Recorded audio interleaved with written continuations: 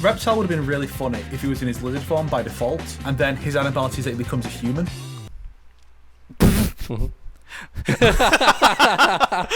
The most boring one, but because of the joke, you're like 10 out of 10, absolute cinema.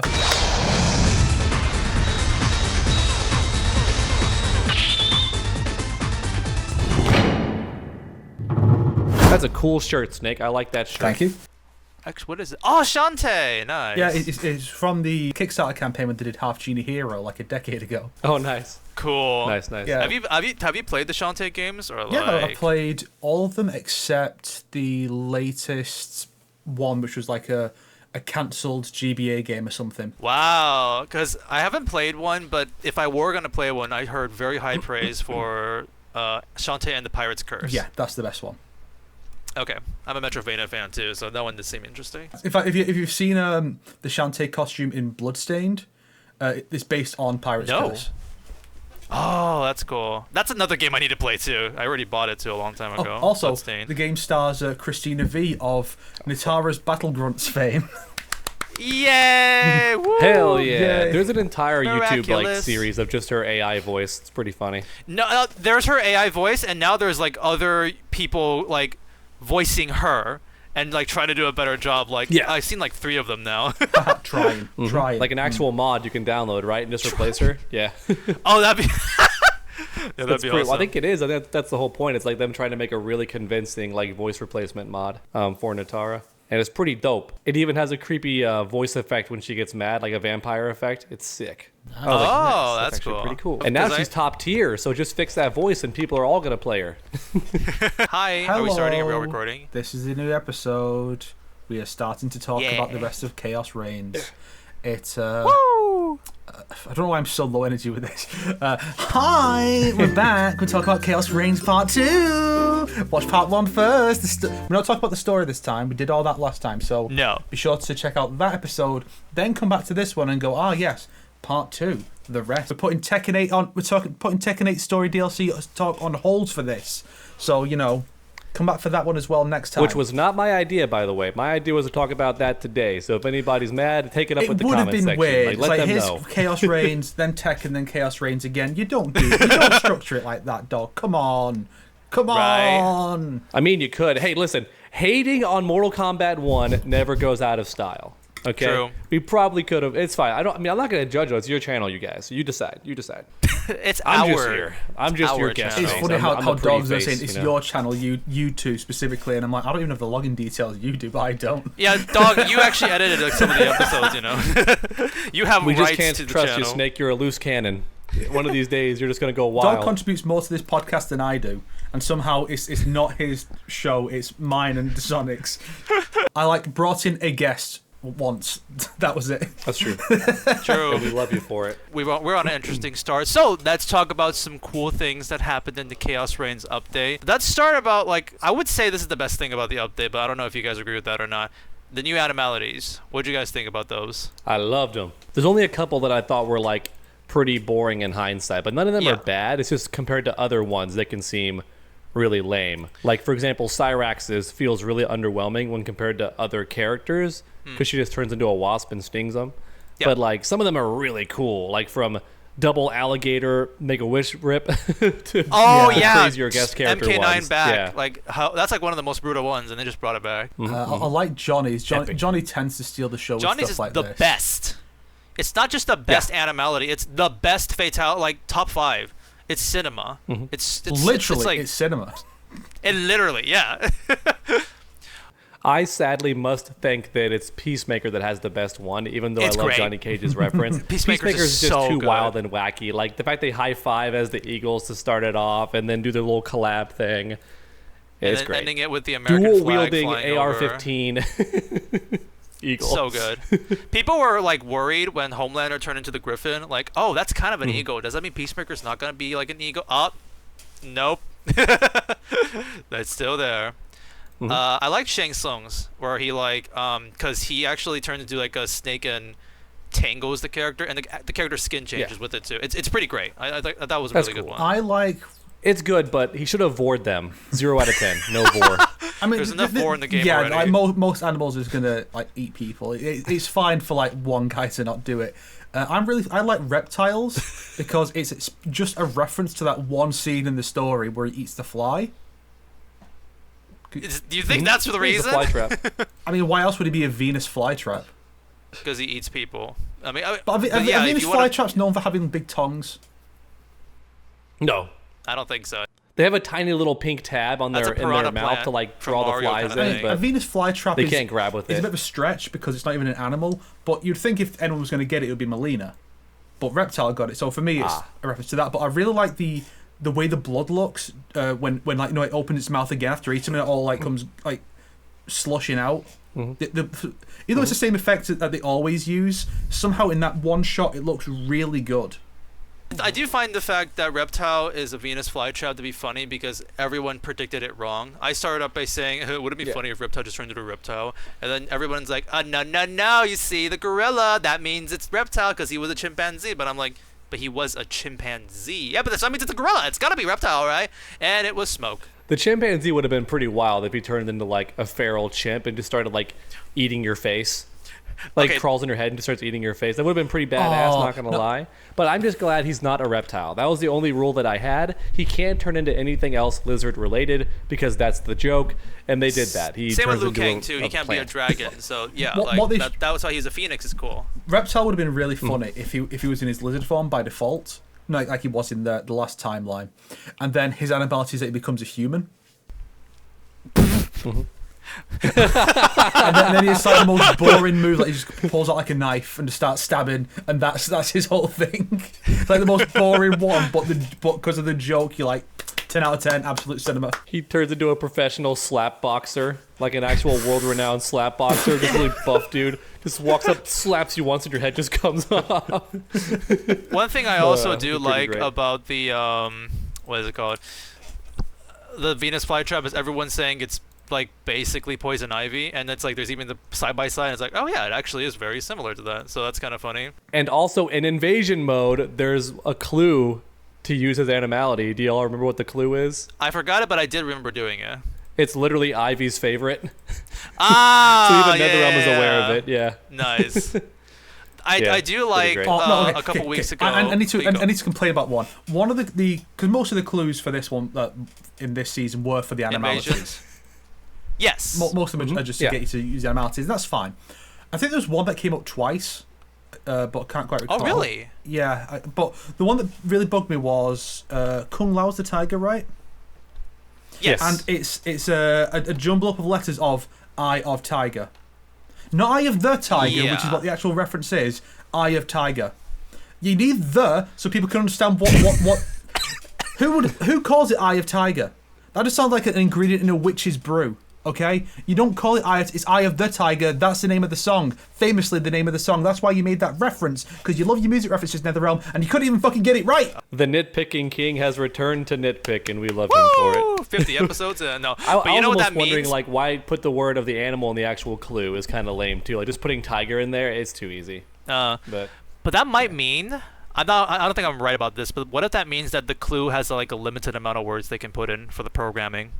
It's like, shit, we can't put THE like there 5 could more be an letters. actual That's limit. really Dumb and lame. But I doubt it because erectile believe dysfunction 100%. was one. Erectile dysfunction was one, so I'm pretty sure they had enough letters for it. Yeah. All right. Because that's a lot of letters, and that was infamously one of the one of the challenge nodes that everybody thought was funny. That was a funny one. One thing that I did see also is like after these Animalities came out, there were so many like fan arts of like people drawing the characters as like their animals like interacting with each other. So you have like a shark like biting a sword, being like, "It's yours, Kenshi," and like the Kenshi the wolf with like an eye patch receiving the sword and stuff. or like do you know the gorilla memes? It's like, I don't know, I love my like me kill my wife, me sad now, and it's just Smoke doing it because he's the gorilla and stuff. There's like a couple of these fan arts. There was a really good video, I think it was by Shah, who does a lot of like the mod videos, like all the fatalities on this cameo. It was all the animalities being done by the original person. So like Cyrax was the original shark, so it's Cyrax doing Johnny Cage's shark animality now. Or I think Kano sit for Sindel's spider one and stuff like that, and that's really cool. That spider one, at first, I was looking at my screen with like Twitter and like 360p. I'm like, what the fuck is going? This doesn't look brutal. I don't get it. Then I saw it in 1080p. I'm like,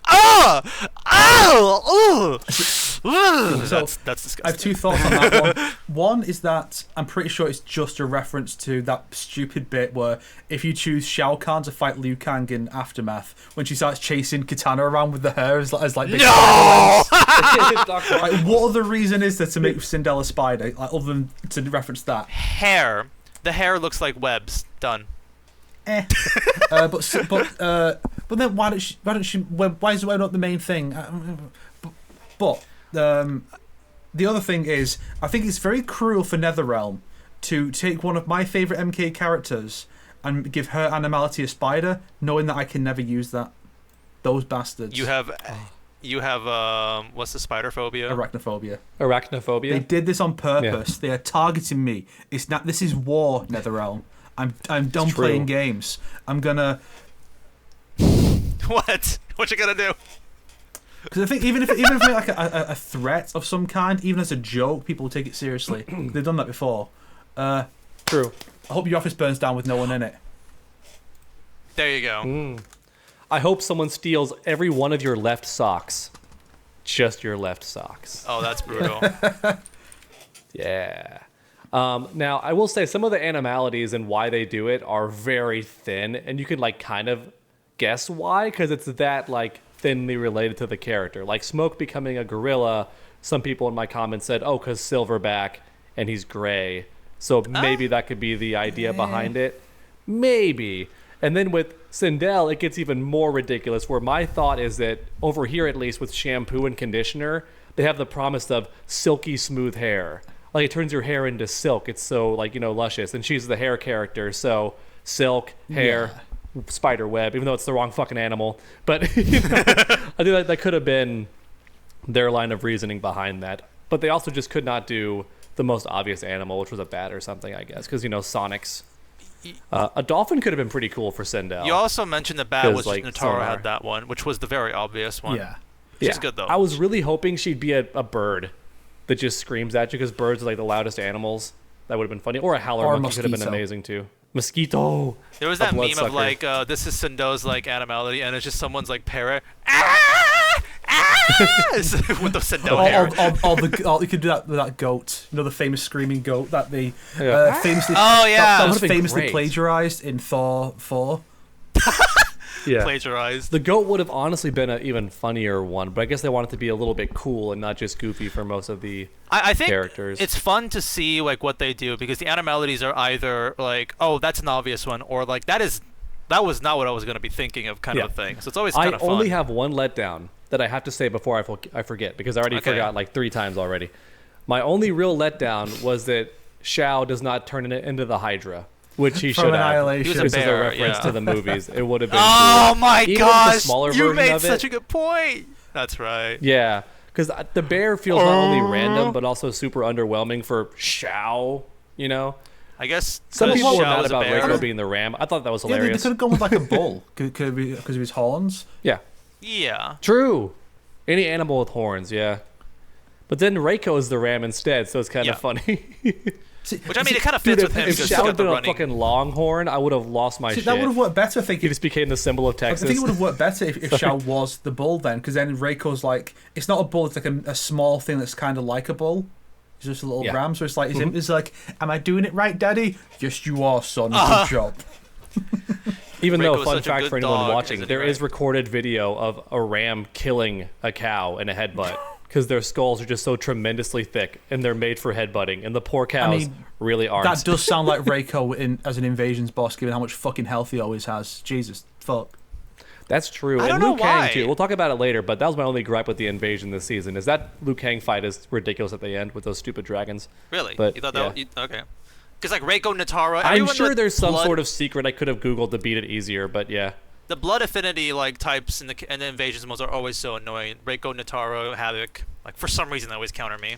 Like they always have Well, thick health. Natara is programmed to never stay on the freaking ground. Natara I swear is she so holds annoying. up. She is holding up on the D-pad. So even if you meaty timing it as best as possible, you still catch her in the first frame of jumping, so you never get the full combo. She's never not jumping. And half foe is super armor because she constantly has that in the air.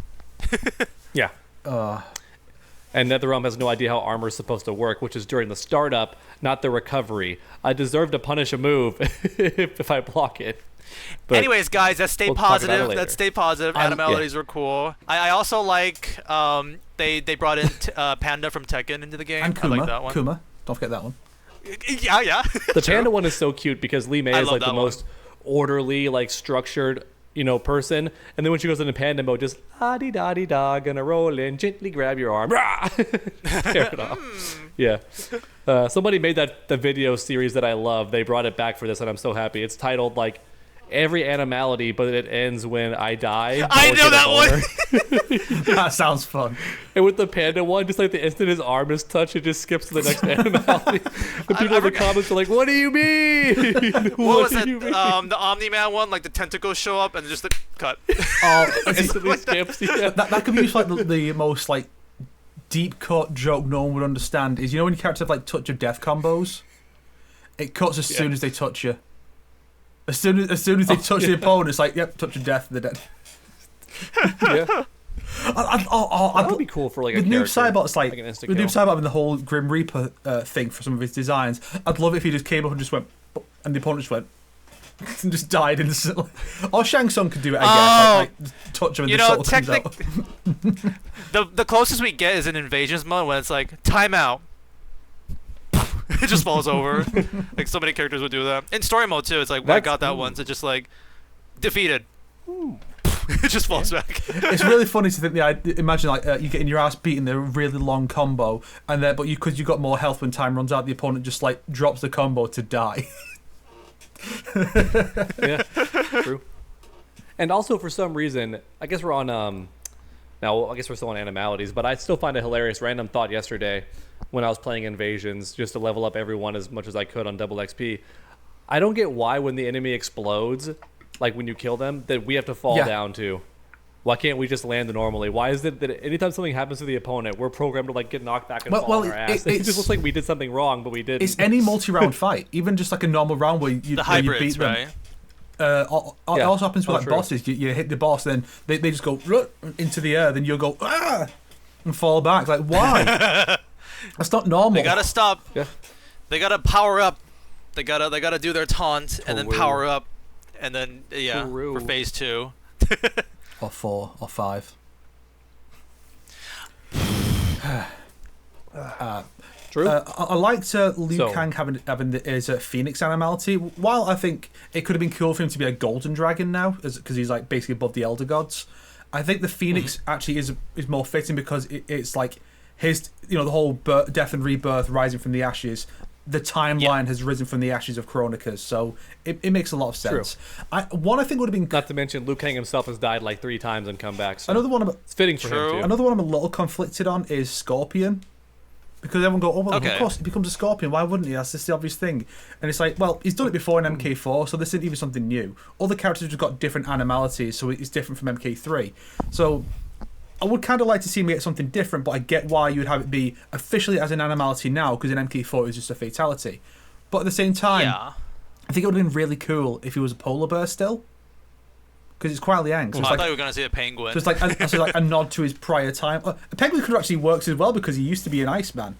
He used to be Sub-Zero. So the idea that his spirit animal hasn't changed even though his abilities have. Oh, yeah! I see what you mean. Yeah, because he's Kuai Liang. Yeah. I think Shang Tsung is maybe the only one who's still the same one.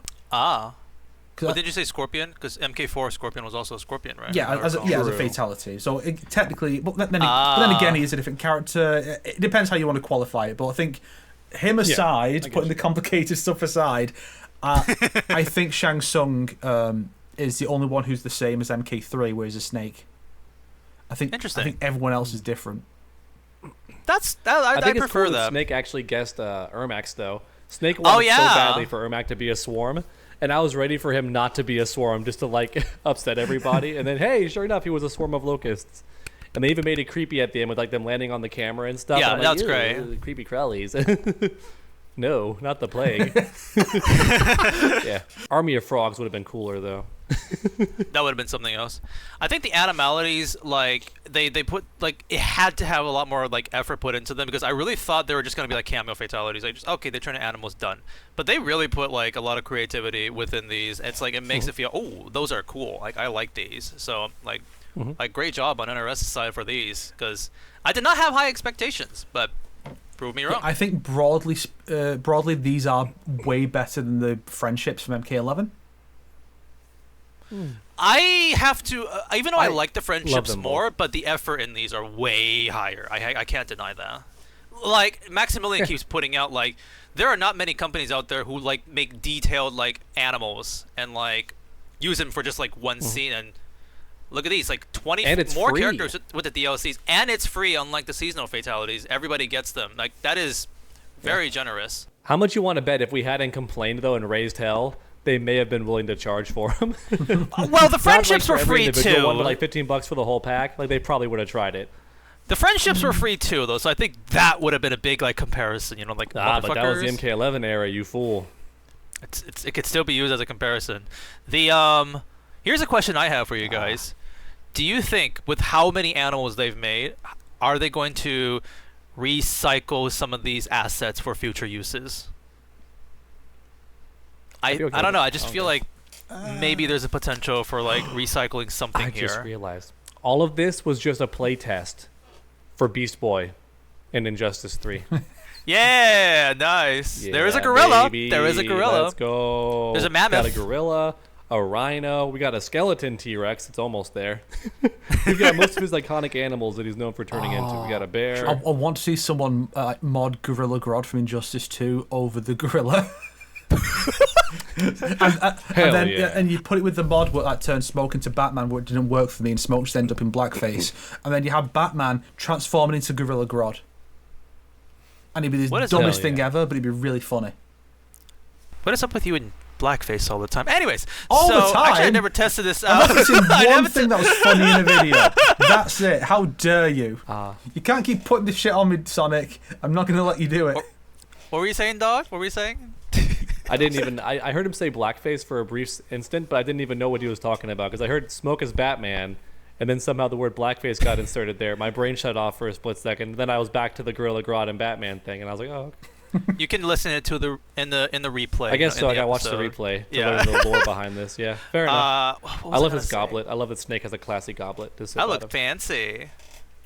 Ooh, you're gonna smash that down like Sindel in her victory pose. Harry, did you put your name in the goblet? Dumbledore asked nicely. Oh yeah. He sprints down the hall. It's so drastically different. I love it. What was it called? I haven't downloaded the hook mod yet because it's been updated now. I do wonder if you can actually use hook mod during the fatality because, like, if that's the case, that they're oh nice because you can see the assets. I think like way better. Shah did a video of like first person. The Animalities being done, which sounds horrific for some of them. Like, imagine that being done. Tiger mauling you, or the spider, or maybe the or the locusts come at you. Funnily, I think the scariest one's going to be Animalities, but they keep the same character model they start off with, and they just stretch it, like when they used Alien for the intros and MKX, but it was like the character. The human Animalities. Like imagine Johnny's polygons all stretched to be the shark. Like a human-shaped shark just eats you. The shark would be funny to view in first person because the character's not even facing where the shark comes at them. We know it comes at them from behind. So you just be there like, suddenly the shark goes past you. Cinema. Cinema. But yeah, that's about all we've got to say about Animalities, I guess. New skins. In the shop. Right? We never talked about the ones that are appearing in the shop. Unfortunately, we were supposed to celebrate like one of the skins being released like tonight or today, but they delayed it till next week, so we can't be celebrating that now. Did they? Or have they actually? Wait, is it coming out right now? It's this week, I'm pretty sure, because last week was next week. Oh, then maybe the shop rotation will happen in a couple hours from now. So maybe it might happen. Yeah, I mean, by the time this video goes up, we're probably going to have it already, so might as well talk about it. Hell yeah. There are 3 skins that were found in the files. One of them is available. One will be available presumably tonight, and the other one later. The first is MK9 Smoke. Yeah. And pretty cool. What did you guys think about that one? I don't know what they've changed about it, but I think it looks better than it did in the original MK9. I don't know why.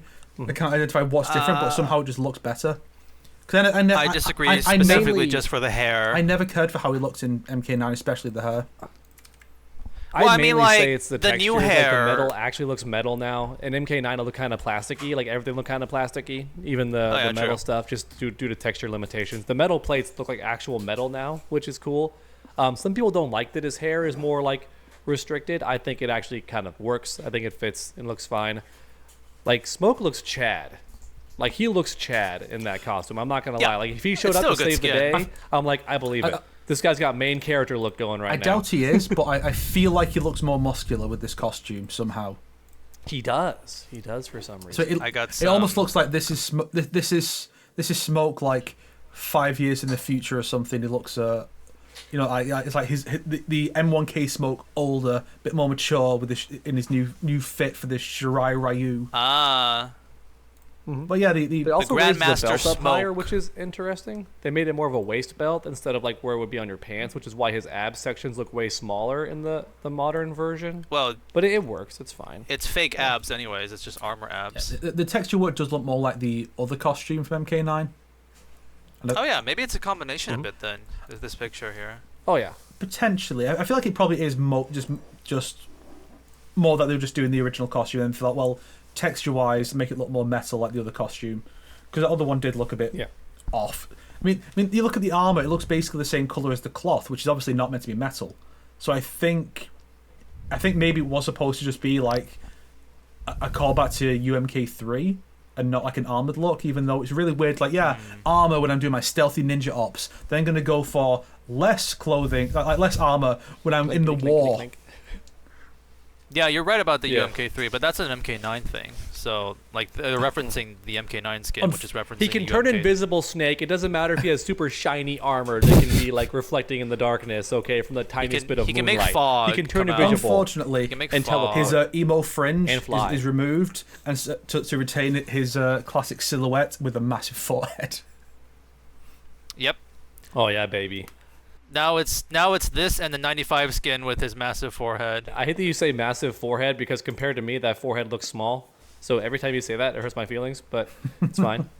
You didn't need to say that, dog. Nobody would have called you out for it. Anyways, what's the second skin? It's important to be humble, and like make fun of Snake. yourself So sometimes. the second one is well, first I want to say it's interesting how this is the first of the NetherRealm era retro costumes. I didn't think about that. All the rest have been classic era or 3D era. It's true. And I assume the reason is simply because no one knows what the Shaolin Monks one looks like. NetherRealm doesn't even remember that exists. And then you have either a cyborg one, which would necessitate cyborg innards, too much work for them to do for one costume, or they could do the all smoky version, which wouldn't work. So if that's going to make it in, it would have to be as a cameo that we can't rip apart. And so the only option then was MK9. I think it would have been neat if they'd gone with Very good point. It would have been neat if they'd gone for the other MK9 costume and then given us a Revenant alternate palette so we could technically play as MKX Smoke. But I'm fine with this one. I mean, it is a bit more distinct because he's got the hair exposed rather than the cowl. Yeah. Everybody wanted the hair to come back. We've all been joking about the hair. It's the MK9 thing. That's he's got the long hair in MK9. Yeah, that's what kind of made him interesting design-wise. That Shaolin Monk's costume does look sick, though. The problem is it looks a lot like Noob Saibot. And also, nobody remembers that one. Yeah. Like, they don't even know it exists. Alas. I didn't know, but I haven't played Shaolin Monk still, so. I have. I'm about to lose my fucking mind writing the script of that story mode. So, what is the second skin? The second is the long-awaited skin that they should have released. You want to say that one, or you want to save that for the third? Because I feel like that's going to be like the grand finale. Okay, well, another one they've added is a fun one. It's a new Liu Kang skin, not a retro one. It's him as Bruce Lee. Yes, from Tower of Terror, right? It's his Tower of Terror costume, which is sick. What's Tower of Terror? It's the film where he wears the yellow outfit with the black stripe down the Game side. of Death, wasn't it? Oh. Oh, Game of Death? Okay, my Yeah, bad. Tower of Terror is something different. Yeah. You're right, you're It's right, a you're Disney movie, Tower of Terror. Oh, you're talking about Bruce My Lee, bad. right? Yeah. It's the iconic yellow and black jumpsuit. right. Fuck! It's Game of Death. It's yeah. okay, Which, it's okay, dog. Like, we've seen other characters like Jan Lee has it. Martial Law has it. Martial Law. Forrest yeah. Law had an outfit based on it, but he was like shirtless and stuff. But he's had one. The bride from Kill Bill just Yeah. shamelessly has it. Yeah, Fair enough. And then Sandy Everyone from is SpongeBob shamelessly, wears it dog. Why is sometimes. she the only So. one that's shameless? Well, because it's like not even a like at least with the other characters they're yo, referencing it, but just like thought- she's just trying to just wear it thought- without I just any thought- ties I just to thought- Bruce Lee I at just all. thought, right, what you do is you Okay. put Liu Kang in this outfit in the default color palette. It has to be the default yellow and black, and then you pair him Mm-hmm. with Shujinko in his white color palette, and it's his Team Kill Bill. That's nice. Yes, indeed. This is- dun, dun. This is a very simple skin, but it just fits Liu Kang, so I'm completely fine with it. I'm Yeah. like, heck yeah. It's- This is the closest, weirdly enough, to a classic Liu Kang for me, because everything else he has is more like, oh god, Liu Kang, like Yeah. I am benevolent. So this is the closest to like a mortal Liu Kang that we've had in the I past. So I yeah. appreciate having some retro costumes. Some bringing back some old ones that we've not seen in a while, especially the 3D era ones. That's cool. Absolutely, yes, absolutely. I also like seeing just like fun, dumb things that aren't like part of a theme. Like the Christmas stuff is kind of weird to me, but this is like Liu Kang, Bruce Lee makes sense. Like if here's Johnny Cage in a tuxedo, hell yeah, dude, that's on brand. Or bring in like something like that. I like seeing stuff like that. I want to see more Yeah. costumes like this. I think NRS sometimes can like cook with their original skins. Like I still love those Earthrealm Outworld character skins with Mileena, Katana, and Reptile. Like that was a very fun theming for that. Not in the Christmas one, yeah, like you bring up. I can't really remember anything else, but like when they do good ones, when they do funny ones, I do like them though. Better than the Tanya one. The Brazil one. Oh yeah, the free one. Yeah. Oh That was yes, okay. yeah. I forgot about that one. Oof. Yeah. Man. Some people unironically love it, so I mean, hey, there's something for everybody. I suppose. Yeah. There are people who unironically like MK11. You can't trust people. That's true, dude. A huge chunk of my comments section. I don't know what game they were playing. I think they just liked how handholdy it was. You know, meter refills for free. We're gonna get a Tons of lot free of escape battling options with the in corner. the comment section for the MK11 defenders here. But Mhm. anyways, let's talk about the grand Anyway. finale, the one that My everybody costume, wants. the one that I've been wanting since release. Everybody, day and always dog, joke not about you. never You returning. can't. Don't be selfish and taking the waifu away from all of us. Hey, I made a full YouTube short joking about it, where I'm pointing to which costumes would like make everyone happy. Yeah. So the long-awaited return of Deception Mileena, which they've been kind of teasing since MKX a decade ago almost, where we almost had a pretty cool alternate take on it, but now we're getting In the concept art, yeah. a shockingly faithful recreation. Yes. You look at that costume. She's got a thong, bare legs, lots of underboob, and you think, Why okay, is that the only thing you're focusing on? Hey, he's Go not ahead, go wrong. ahead, The go entire ahead, point of go that ahead, go outfit is sex appeal, so he's surprised he didn't cover yeah, it up. you're like, Yeah. look at the Tara, look at Lee May. Those two are not nearly as exposed as this. Look and at they, General Shao. And they gave General Shao shorts, okay? Like, these costumes are not like the sexy ones. There's just a bit of sex appeal on them, not much. They're like, no, that has to go. This one is the sex appeal costume for Mileena, one of the sex appeal costumes for the franchise. And somehow she gets in almost unchanged. Maybe NetherRealm figured, Oh yeah. maybe NetherRealm saw my video and realized, well, people are going to crucify us if Mileena gets any other costume, or if we change this costume, we have to put it in as is. Even though I think It's not just your video. even though I think But yeah, go ahead. even though I think a lot of people would have actually been fine if it was the MKX version with the pants, but like they're giving us like Yeah. Deception for realsies. I feel like the biggest change is some of the details are a bit like different in size, and the proportions look a little off because It's the game model, you know. Yeah. The same issues with like Sub-Zero and stuff. I think the biggest, most notable difference is probably the fact the veil is not as transparent in this version. Although that's just going off the render for the customization. It's possible the actual model will be a bit clearer, but it's wild to think that this one made it through. What? Well, our boy Shar has already done modding to put it into the game because it's in the files. You right? can We just see can't game, use it yeah, yet. yeah. So you can watch it during gameplay, and sadly, it's still not transparent, but it is actually clothy. The render makes it seem like it's like a solid like plastic covering on her face. In game, it looks not. It's so got the much waves better and than the ripples in render. it during gameplay and stuff, which is nice. It does. It's funny to imagine that maybe one of the reasons they gave Mileena this new costume that she barely had any screen time in for the expansion, the Empress Mileena costume, was not just so that Mileena stands will go, Yas Queen Slay, we get new skins, we Mileena stands are eating good tonight, because they're putting out like 3 Mileena costumes this season. Oh yeah. But imagine if the reason they did that was because of they get practicing doing the veil, and like, yes, we have mastered the veil, we can now do the Mileena costume without the stands because Mileena is one of those characters you don't want to get wrong, or the stands will eat you alive. Yeah. Fittingly enough. One of my friends asked me, like, hey, how many fans are how big is like Mileena fans? He's not really into Mortal Kombat. I'm like, how big? I just brought up this Deadly Alliance skin situation. I'm like, all they had to do was not fuck it up, and they didn't. And it's like holy shit, how much they love Mileena, how much like care and thought they put into making sure. To be fair, it's not just about how much love they put into this, but it's also all the pressure the fans are putting on NRS. Like, you better fucking get this right. Or else, have you seen this past year on your Twitter account? How many people in the comment section, Ed Boom just being like, "It's a lovely day outside in this restaurant." Deception, Mileena. In the comment section, where is she? Where's Shade? And all that kind of stuff. So it's like they knew they had to get it right, and so here we go. Everyone's happy. It's like the Mileena stans, the people on Twitter, the gooners, the fans at MK. Everyone's happy about this. Like, I don't see anyone complaining.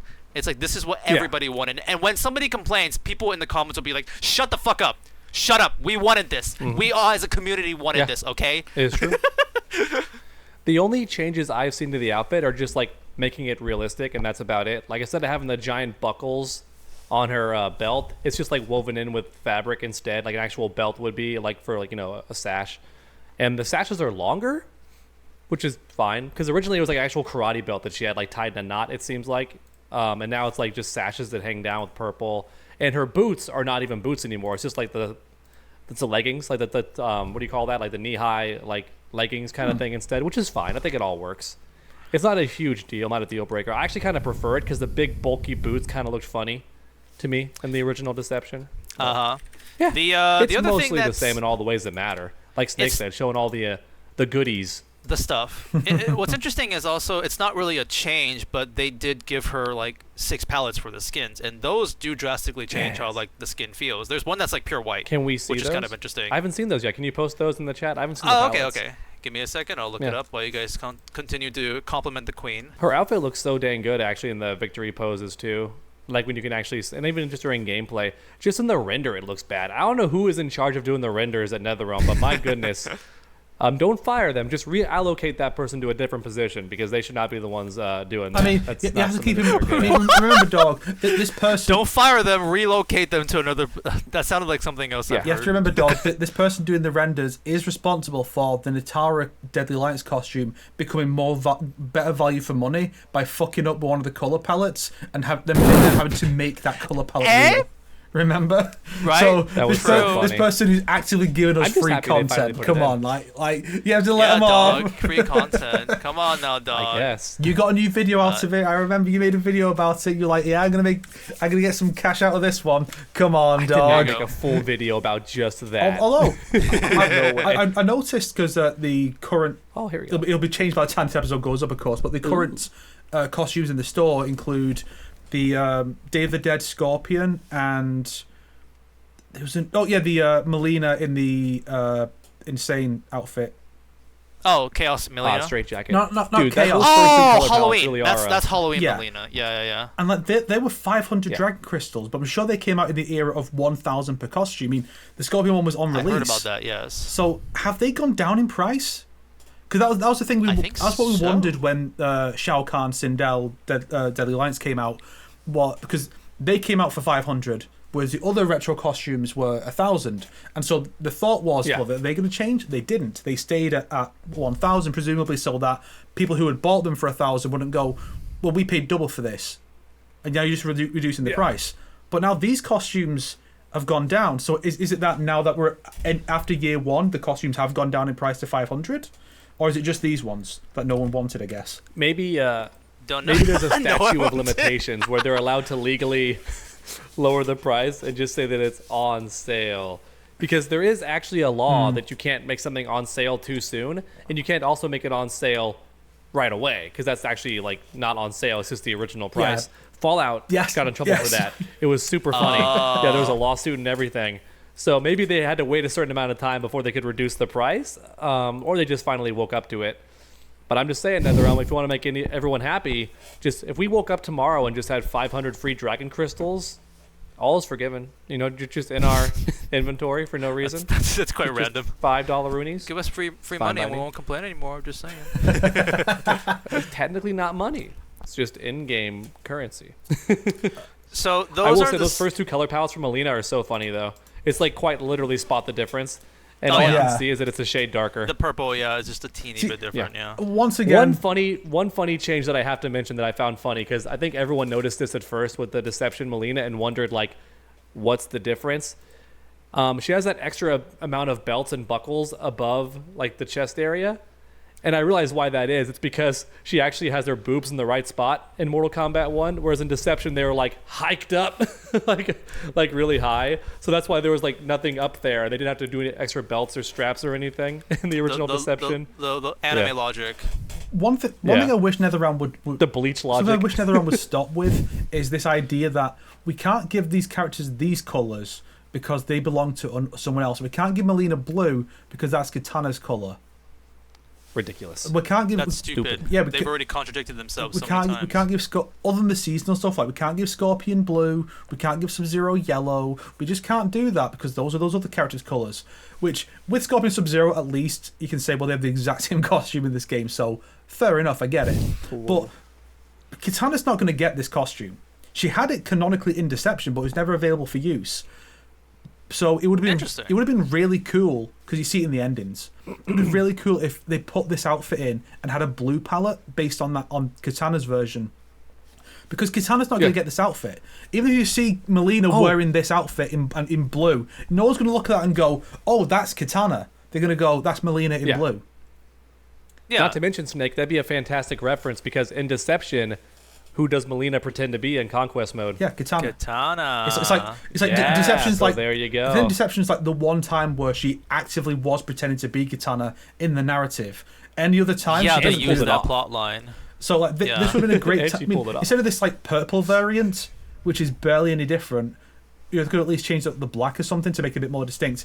How about the blue one? Yeah, that would have been really cool. Yeah, that's a really good point. The only like samey like Kitana like color palettes that are with the family is there is one like same blue like Kitana palette for Sindel, and then there's one for the like Shiva Ronatai Kitana skin, Mileena skin that has like the same blue. So there is that blue in other skins in other palettes. So like that's what I mean. They contradict themselves. They totally could do it if they wanted to. Yeah. So the person at NetherRealm who's in charge of these color palettes, I'm not saying fire them. Just reallocate them to a different position. Because reallocating. Because the thing about this is it is a serious issue, because you look at the retro costumes for the ninjas. The UMK3 ones, every single one follows the same pattern. They have normal, a different shade, usually darker, sometimes brighter, depending. Like I think Sub-Zero's is lighter, whereas everyone else is darker. Then they'll do two that just swap the colours around. So Ermac, where it's mostly red but a bit of black, or one that's even more red with a bit less black. And they look hideous. Whereas if they were like, we can just do alternate colours. Like, why not just let Rain have a blue colour palette? Why not let let Scorpion go like a proper shade of orange instead of just like a darker yellow? Why not let Sub-Zero have all black or something? Like, really, just let us have a white. I mean, obviously you can't have like UMK3 Scorpion in blue, because that does look like Sub-Zero. Even with a different stance and whatnot. It would be fun if we could, but I understand why you wouldn't. But the colour options are so terrible every time. I don't know who's in charge of the palettes, but they really just don't do a good job. I mean, to be fair, in their defense, part, in NetherRealm's defense, this one time, I have seen a couple of big YouTubers complain about the exact thing we're advocating right now. There were some big YouTubers that hated how in MK11 you could have green Sub-Zero and you could have like purple Sub-Zero. They didn't like that. They said like, I get the idea was to give player expression and like how they want to, you know, see Sub-Zero, what colors they want. And he's like, I don't want to see that. I want to see Sub-Zero as Sub-Zero with blue or like dark blue. You know, I don't want to see green Sub-Zero because that's like Reptile. To which we all agree, boo on those people. But my point is they do exist, unfortunately. I do remember, MK11 does do that. You can't make Mileena blue, even though she was blue with the retro outfit. She has that one like teal blue, not retro, sorry, the Earth Realm outfits where she's like in a hip hop style, like street clothing. She had a blue and like a yellow and stuff. You mean MK1, right? Like in this game. Yeah, Mortal Kombat 1, Mileena has an outfit where she's in the Earthrealm street attire. Like the and like I said, clothes. the seasonal, like Shiva Renatai, she literally has the katana blue like costume there too. Oh, my bad.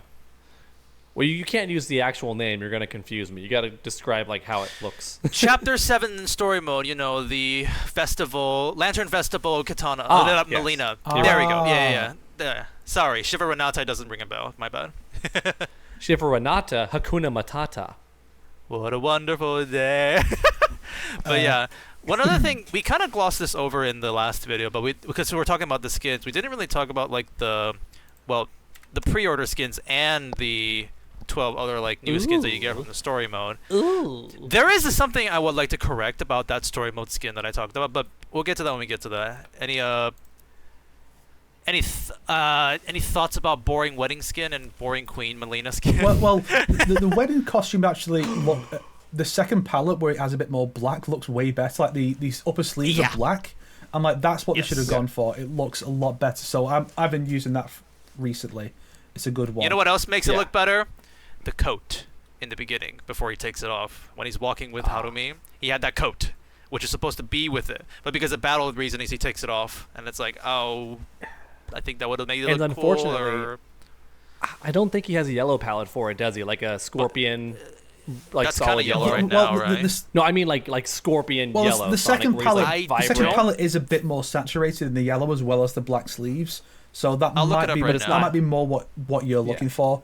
It's a marked improvement. But I'm saying they should have had like a literal, like the same as it is in default colors, like that much yellow, that much black. If they had just done that and shown it in a bit of the marketing material on like Twitter or something for some matches, I think less people would have complained about it because it would have been like, oh, it's just a more like thick default Scorpion costume at that point. Like, you know, like it would have been fine. But it's a wedding costume. You can't expect like, you can't look full battle ready. Yeah. Of course. I just wanted to look good. You know, I'm not saying battle ready.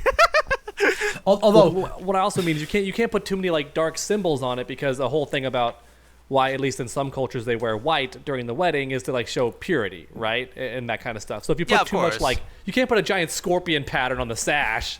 Well, it's just what's funny is I see many people comparing, being like, look at Scorpion's like wedding costume, and now look at Sub-Zero's like long, like coated, like samurai costume he's had in that. Like, that looks fabulous. Like that looks like something like I want to wear at a wedding.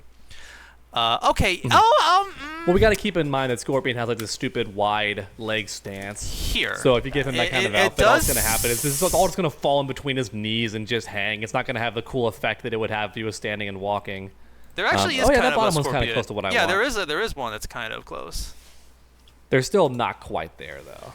Hey, look, they finally dared to do a different color. Look, there's some red here. Yeah, like for once, the black and yellow inversion actually looks pretty good with this costume. Which honestly, it looks more like the random Shiraidu initiates from MKX.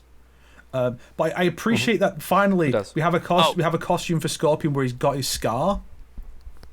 Yes. Oh yeah. I do. I think it's all a matter of time until like how they gave us those 2 alternate palettes for Katana with Unmasked. That they're going to do the same with Scorpion, because it's not like Scorpion. It's not like Mileena, where Mileena's problem was the fact that you can't just give her the normal human face because so many of her animations are tied to the monster face. You can't really do that. Yes. Or he could be with a lot of work. But with Scorpion, it's just default palette, it would probably be like a dog shit second yellow palette, but them with the scar, and like, yeah, that would look really good. I'm surprised they didn't just add that as well. Not yet, I guess. But that'll be one of the free ones they'll bring out. They're not going to charge for that, fortunately. Although I will say this: absolutely. The Katana palette, I'm pretty sure she still has the mask vocal effects when she speaks in pre-fight intros. Really? Yeah. Okay, that's funny. I'm sure she does because it really, effectively, is just taking the mask and like making it transparent. I guess is what they did. So, but like the web is still assigned to the same costume that would have those vocal effects assigned. Even though, weirdly enough, palettes for different seasons can have different vocal effects, so I guess it's just an oversight. Maybe they'll patch it and fix it. I don't know. So something to correct, by the way, based off our last video, because you talked about the Shiroryu. I did fix this in our video, but I never told. I'm pretty sure you two didn't watch the video, so I'll say it right here. Right. I was making fun of the line being like, "Were there any Shiroryu people at the wedding?"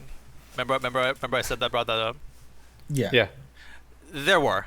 Half the audiences were Shiroryu members that you could see in there. So I go back and a better question is, do we see any of them die, or do they just get apprehended? Because one thing that yes, because remember there was that one beginning part where a bunch of arrows were shot and they're like, ah. Yeah, those were monks, I thought, though. Yeah. There were Shiroryu in the background too. Okay. Yeah. Damn it. So yeah, Bihan is just cartoonishly evil. Because when I first saw the trailer, I was a bit surprised that when Sub-Zero walks in and like freezes the guy solid, he doesn't do the movie shtick of like shattering them after he's done. He just keeps walking, and I'm like, oh, that's because they're apprehending the Shiroryu, because those are all former Lin Kuei members. Like, you don't want to fucking, kill him. But then I'm like, no, he's just killing him. Nope. Damn. I don't know if I don't think it's ever been confirmed that Scorpion did recruit other Lin Kuei other than Smoke. That's true. They could just be brand new. Because people. remember, that the would be hard to Shiroryu already believe. exists there. Yeah. You're right. That is what we see in the arcade ending too. Is that he's just training new ones. I think in this universe, the Shiroryu is a different clan. They're not like sub-clan. No. I think it is formed by Scorpion with Harumi. It just took Harumi's name for it, which honestly would have made more sense if it was straight up. There is this other clan that exists over in Japan, and Scorpion seeks them out, and then Harumi's like, "Yeah, we'll work with you. You should be the grandmaster of this new clan we'll make from this," or something like that, you know. Yeah. Also, now that you can literally see Shiroryu members in game, like in the wedding, their Shiroryu uniform is kind of like that. The one you like, the black and gold, like yellow inverted. I'm surprised Scorpion doesn't have a new uniform. He goes back to like his old uniform that he was in the Lin Kuei, which in his words, it's like, they're not the real Lin Kuei. We're gonna fix the Lin Kuei. This is the real Lin Kuei. But we're not going to call ourselves the Lin Kuei though. Not yet. Before we take back the real Lin Kuei, I guess. I'm not sure. I mean, I get it. It's their iconic yellow scorpion costume, so they can't really change that. But at the same time, plot development, character development should change. They literally could, because they made a new model for this. He could have just worn that, and that could have been the new uniform. It's like, well, I'm going to wear my uniform to the wedding because that's the kind of person I am. Oh. It would have been so easy. But I'm wondering, because Smoke never removes his badge, even by the end of main story. Does he wear it at the wedding? That's what I'm wondering, because he still has it at the end of the main story. He just never takes his off. I think if you play Chapter 15, Scorpions is still gone. Whereas in this, I don't know if either of them still has the thing. I mean, that'll be one of the things is Scorpion's new palettes, where he's got the scar and the badge is gone. Ooh, how different. I take the piss, but I do genuinely want that. So it is very not obvious. The what is it called? The pin. I will say, is the pin supposed to be like here, like around here? Yeah. So I don't see it though, so I don't think it's. I think they did take it off. Here's my crappy half screen, because this is how I record in OBS when I'm recording a gameplay. No, I can't help but thank Samurai Jack every time I see Harumi now. Why? The finale to the show. Yeah, it's gone. Huh? Yeah, in game too, it's gone. So they did the detail there. So good job, guys. Oh yeah, you can see like it's even in the gameplay section, it's gone too. I don't like how Smoke looks without his mask. There's something about him that reminds me of the Switch version. The Switch version. I don't like how Smoke is wearing his battle outfit to a wedding, but I guess he's like, in case they get attacked. I like how we have to just look at Sonic in these shots. Like I said, when I put this in Premiere, it's fine because I can move it. But this is just my video file, so I just put that there. I got you. That's funny. But overall, it's whatever. Free skin, pre-order skin. I guess it's gonna be in the shop eventually. It would have actually been cool if Scorpion just kept that entire outfit, the pants and the jacket, like you were saying earlier, and the big obnoxious belt. If he just kept all that during gameplay, would have been kind of sick. Not gonna lie. I do feel like he should have a bit of progression with this character by wearing a new uniform because he's in the shit out of you. But Scorpion's got to be yellow, I guess. Oh well. But everyone else in the shit out of you can be black and yellow instead of yellow and black. Empress Mileena or Queen Mileena. I think it's Empress Mileena, right? That skin. It's fine. Yeah, Empress Mileena. What's funny is Snake. You say like they're only using this expansion. If there's ever a DLC 3, I bet she's gonna wear that too. Like that's what she's gonna look like. Yeah, sure. The costume itself is just fine. There's no particular problems with it. Nothing particularly strong about it. It's very, like I said, it's very unfortunate that the same season they released it, they also released Khaos Mileena and they're bringing out Deception Mileena. And it's just like, of the three, is probably the weakest one. Absolutely, yeah. So it's just unfortunate. It's like you got that one, then you got like here's the Chaos one, which is pretty good, and then you got all the way up love there. Empress Mileena skin. I think it's really Deception. cool. Okay. Yeah, I think the Empress Mileena skin is really cool. The only issue is, like we've all brought up, especially Snake, is that we have to hard confirm which costume we want to play in every game mode because there is no option to select before the match. So sadly, you can't have more than one favorite. Yeah. So right now I'm absolutely still on the Mad Max Mileena train. You know, the Chaos Mileena, that's absolutely my favorite right now, with the giant ass mohawk. So either you pick a costume, or you pick from a selection and go, these are my favourites, pick one at random, which usually leads to a problem with, like, these masks don't look good with some of these costumes. No. Like, ninjas really struggle with that. It's like, well, this, like, the movie mask looks really good on Scorpion, not the movie costume. Put that on UMK3 Scorpion, it looks hideous. And so you really struggle with some of the classic mask doesn't look that good on the new costumes for M1K, for Scorpion, Sub-Zero, etc. And so you end up with something hideous most of the time. Raiden's hats are a big problem with that. It's like, yeah, it's so weird. I like. To be speaking fair, of hats, though, I love Melina's hairstyle in this outfit. I think it's cool how much they changed Melina's hair for a lot of her outfits. It's not just a costume change. Yeah, that's good. The what is it called? I will say though, randomizing skins to get for me, I'm fine. But like you said, like the gear pieces not fitting is very annoying. I would prefer it be like you have the gear piece and the skin, and you give me a randomized button like for that. I think that would have been great. But yeah, this is the best usage of getting a new skin every game or choosing your skin. Yeah, it's been a year. I can't believe they still haven't added that yet. I feel like at this point, like the customization is so limited and lazy, they may as well not even bother and just giving us the costumes. Oh, you mean the gear? Like the gear adding on to it? Because there's so little you can actually do with it. And then for a majority. And I feel like genuinely it just would have been better to just say, fuck it, just do costumes. I know why they didn't. So they can do all the extra palettes and say, here's extra content, here's more value for money. Yeah, it's an extra way. It's awful. Do away. Yeah. I mean, I'm a big hater. I've said for a while that gear pieces could just go away, but give us the option to like remove the mask for characters that have their face covered, because that's pretty much all everyone asks for anyway. Is like, just let me like take off the mask. So Katana and Mileena, for every new costume that comes out, get a new mask by default, but you can choose to take it off. Yeah. And there you go.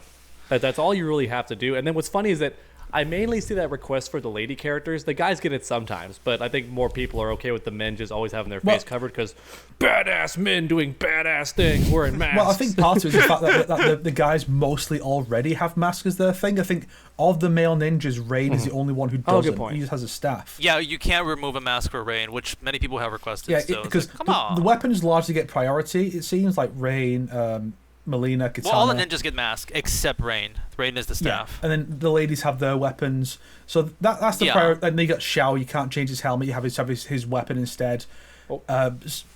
So sometimes it's fine. Sometimes it's just frustrating that you can't do much with. Like, I'd like to see some of these Rain costumes without the mask. That'd be nice. But oh, your friend's here, right, dog? Yes, I didn't mean to interrupt. I'm just gonna be real quick. Let him in the gate and then let him in the apartment. Yeah. So y'all can talk about whatever. I don't even mind. I'll catch up. We're just talking about costumes, so it shouldn't be too hard for me to catch up with. But I have to go. No worries. Because like the gear thing, in my opinion, is like I 100% agree. They should just not exist. Like at this point, I do not like this implemented in the game. But there are some cool gears that I do like in the game, especially for a lot of the DLC characters. You know, like Ermac, you get to change the entire hoodie.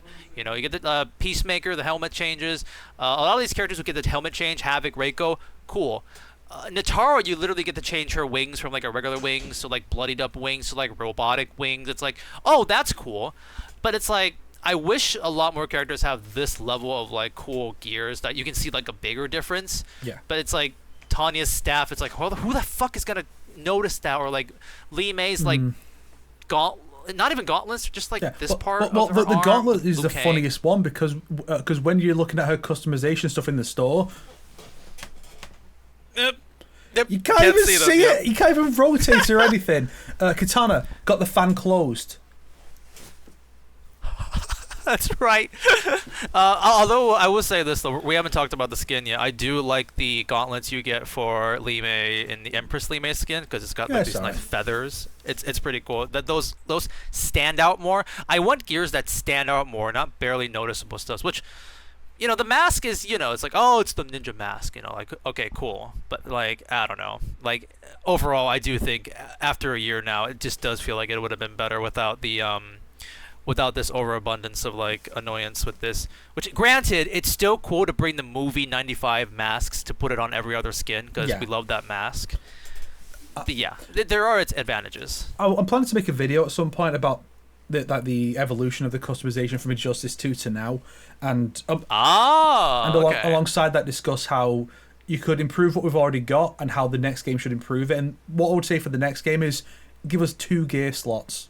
If you're going to have customization, do 2. Because again, why we can't fully mix and match the costume, but give us 2 slots because 3 was too much. 3 is too much, yeah. Like, you got very few characters in 11 actually had 3 slots where you're like, this feels like these are all valuable things to change and where it can make something good. Whereas having just 1, it's like, what is even the point? Oh, Raiden's got a different hat. Ooh, wow, wee. Very rarely can you make something distinctive. And I feel like if you're going to have the customization stuff, and that's going to be a big part of the series, 2 is that you got focus on weapon and a hat or helmet or mask. That's like the main thing for the characters will have. If they don't have those, like Johnny Cage will have his sunglasses, then what else do you have? Maybe different gloves, different shoes. Yeah, you know, do something like that, or maybe just a generic accessory like Tekken can get. Like the character just has a sword on the back. Why not? Oh yeah, true. So that's what I think they should do. As it stands, the system is just pointless being here. It's just there to inflate the content, and that's it. Unlockables. I'm excited for your video then. See how that turns out. Because I kind of forgot how annoying Injustice 2 is. Because like, okay, it's novelty because you literally can change the character's moves based off of what you get, right? Like the fact that like a majority of people can't play Robin with the Nightwing staff. I can't. Like that baffles me. I never got right.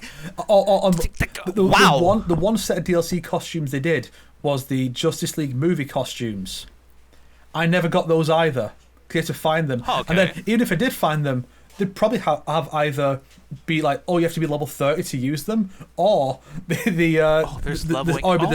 stats would be poor and have to wait to get them again later. And a lot of the items you get is it's like, here's Superman's cape. Well, I like this cape, but he also got this stupid headgear on it.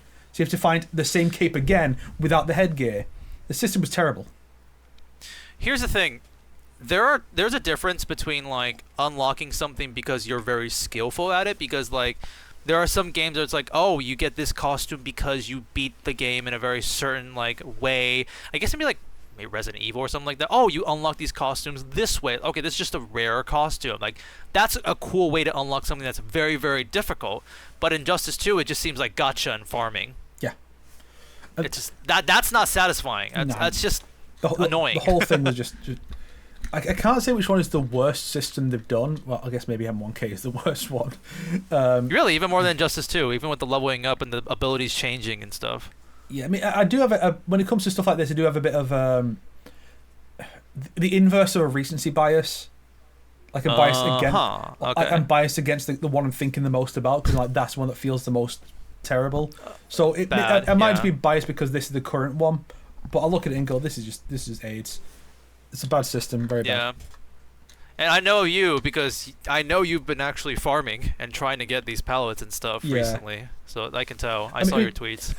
We can talk about that in a bit, but they have generally improved a lot of the tower stuff in this with the update. So we'll get into that, and there is actually something I want to chat about you with the Towers of Time, because I know you've been doing that more than me. Yeah, you've been busy with that. I've been busy having fun with Tekken. Haha. So yeah, then we also had the pre-order UMK3. Oh yeah, the classic skins. Yeah, UMK3 Sub-Zero and Noob Saibot. Yeah, it's about what we expected. We didn't really talk about like the gears and the palettes you can get with the DLC characters, but like Noob, I think is fantastic that you can get rid of the default mask. Yeah. You can change it up to classic. You can change it up to MK9 and 11. So that's awesome. Like I like those gears that you can change that up. I feel like it's maybe quite telling that all three of the DLC characters here have the exact same thing as their gear, their masks and helmets. All of them have the same thing, as if they learned their lesson from Ermac. I mean, yeah, all three of them have cool gears to choose. Like this, it's funny because like Sub-Zero was a mask, but Noob is the whole head. Yeah. So it's like, oh, interesting. Which allows way more variety, because you can get here's just one with like a normal cowl. Here's one with like the Reaper hood. Here's Bihan's hair with the mask. Like, ooh, that's a cool one. That looks cool. Yeah. Really good stuff. Like there's some genuinely good stuff here. It's one of the reasons why I don't want the customization stuff to go away entirely. I want them to actually make a better system than what they've got. Exactly. Yeah. Learn from their mistakes. Yeah. So, I mean, it's cool that you can also put this on the UMK3 one, so you can go, I want to have UMK3 with like a Reaper hood or like a normal rounded cowl, because like the ear thing looks a bit odd. You can do that. Yeah. Sector and Cyrex have their classic helmets, and a bunch of others. Which is hard to replace. Yeah, the only problem is that they look a bit big. I guess. But the thing is, other than that, why would I change the classics do look a bit goofy, but who cares? It's the classics. It's gonna be hard to not put them on, honestly. Yeah, because a lot of the other stuff is just not. I mean, part of the issue is that a lot of it is just the same between the two characters. That does kind of suck, though. Like, it's not like Scorpion and Sub-Zero have like the same mask, you know? Yeah, it's like they have completely distinct ones, and here it's like it's literally just the same. Like, why? Yeah. Oh wait, actually, there is one that maybe I'm wrong about this. I could have sworn. Does Sector have a maskless one? There's one where I think she has like a visor or something. So it's like a very pared back, but I think you can even see her in that. But like, because I know Cyrex has the really like just showing her face with the visor one, which is like the closest you can get to a maskless one. Yeah, I'm not sure if there's a few like that. Sector doesn't have one that's very like her face and her hair. Like, no, there is one with her hair, but then there's one with her like mouth, but her eyes and head are covered. Like, she doesn't really have that one, unfortunately. I'm loading up the page right now to have a look. Yeah, I'm on it now. That's why I can see it for Sector here. Yeah, right. She doesn't really have one that just shows her full face like Cyrex does, unfortunately. Yeah. Which is a shame. Yeah. You know what else is a shame?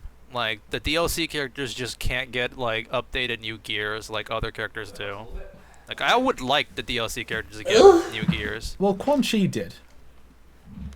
Okay, but that was a story mode, right? Oh no, that's right. The Invasions one did give her one. It's okay. They are slowly giving it to them. He got the Constructs one, and he also got the one from the expansion.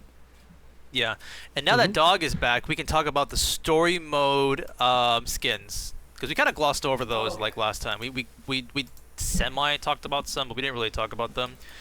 There is a correction I would like to personally make, and I think like because Dog, you were influenced by my opinion. Now that we know about this. I did say that if you pay $50, you get the story expansion and 6 characters, and also 12 new skins. But there was a bit of a information in there, like miscontext here. You get the skins, but you only get 2 pallets. Whereas like every other story skin that you get from the shrine, it's 6 pallets. Where do you get those other pallets then? Towers of Time. Yeah. At least for right now, that's what I've seen. Yeah. The weekly reward or whatever, right? Yeah. The 14-day like competition. Yeah.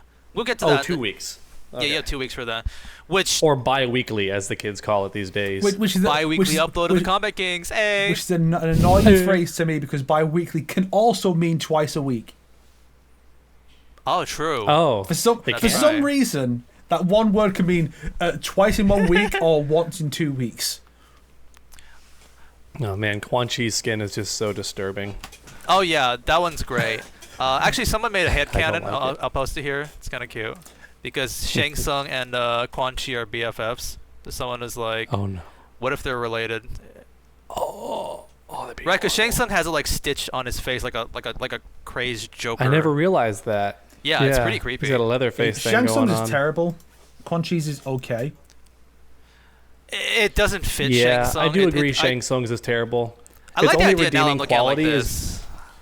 Yeah, the only slightly redeeming quality to Shang Tsung's outfit is that the colors are a reference to like when he wore black and yellow. Ah. But aside from that, I mean, Yeah. But yeah, like I was saying just then though, my point is, well, yes, you get the skins, but there is a free way to get the skins in the Towers of Time. So would that be kind of clickbaity if I said, oh, you pay $50, you get the skins, No, you know? because the alternate Those are story mode exclusive, No. and they're the originals. Yeah, well, there's that, but also the fact that the alternate color palettes in this whole game tend to be terrible. So, Yeah. so by and large, I look at these and go, yeah, I would rather have like Tanya, Chaos Reigns Tanya Empress in Tanya. yellow, as opposed to some terrible like here she is in like cyan and orange, whatever the fuck. Let's see, because you actually can see their colors right now in the Oh, yeah, warehouse. they- They're they are- all they are in like the file. seen. Oh, cool. I I'm didn't know cur- that. From what I recall, most of them are samey, but let me check. But anyways, like I was saying, like we don't like the Shang Tsung Quan Chi.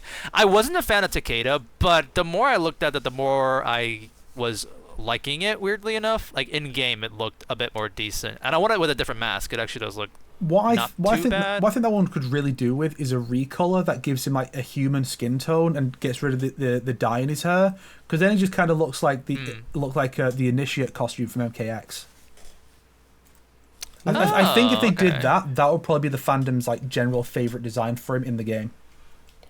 Oh, it'd be and closer Sonic, to like. to add on to your statement too about the clickbaity, I don't think it is because, for one thing, I don't want to live in a world where like, just because free stuff is given to other people that I'm all like, you know, bougie about it and going, but that's mine, you know? It's that weird tightrope that you're walking, you know? Yeah. Something happened in MKX that was similar where if you pre-ordered the game, you got Goro, right? Which upset some people because he's a fan favorite character and he's locked behind a pre-order, but then he was free in the store anyway. He was like $0 and you could just get him. Oh. So like, Huh. then that upset the pre-order people because they were like, well, why'd I pre-order if he's just in the Yeah. game anyway? So you're always going to end up in that weird tightrope area where it's like on this side you offend these people if you lean too far, if you lean too far the other way. Now you've upset those people. It's a do want to weird mention it's situation. just that Ooh, the like, red one. you can get those 2 Tanya palettes if you play the story mode, but all the other 4 there, you gotta go to the Towers of Time for that. At least from what we know now. So the which- purple yeah. one is one of the included ones for Chaos Reigns? Yeah. That's cute. She's wearing Reigns colors. Does I do Reign like have that the yellow one, one? too. I'm going through it right now. So I got because Okay. Snake requested Takeda, so here's Takeda's. I'll look for Reigns. I would like this Tanya skin if not for the weird dish plates that she has for shoulders. Is that enough for Aside you from to that, not I like like it? it. Because I think it is her best skin in the game right now. Like I'm not wearing that if I ever play Tanya. It just like makes. I like her look- Takeda's a lot too. I like his. Someone said just give us human skin version of this Takeda outfit, and it's like instant main. Yeah, that was me literally And I was like like, yeah, 2 it's pretty minutes good. ago. Someone Oh, said sorry. it. Someone. I wasn't here. I heard it You from Twitter. I would. heard it from the YouTube comments. Oh, the guy right next to me Oh. who said it. Yeah. It's like this with my friends as well. Like I could say something, then another friend repeats it as if it was their idea. It's like, no, I just said that. What do you? Yeah. Here's the What rain you do, ones. Snake, I'm what I find losing is totally my acceptable and mind. everyone agrees with. Here's what I find, Snake. It's totally acceptable too socially. Everyone loves when you do this. The second they start saying what you said, just clamp down hard on their mouth and head from both sides and go, shut the fuck up, I said that. Damn. I can't do that on a Discord call, dog. Well, I wasn't here 2 minutes ago, so you can't get mad at me. You were here but 2 yeah. minutes ago. You've been back for like 5 minutes. Nuh-uh. Anyways, I do like the Tanya and Rain ones. Like I'm gonna be rocking these two if I ever play these characters. Yeah. Rain looks a lot like Raziel from Soul Reaver, which I don't think was intentional, but it's how he looks to me. And I'm like, yes.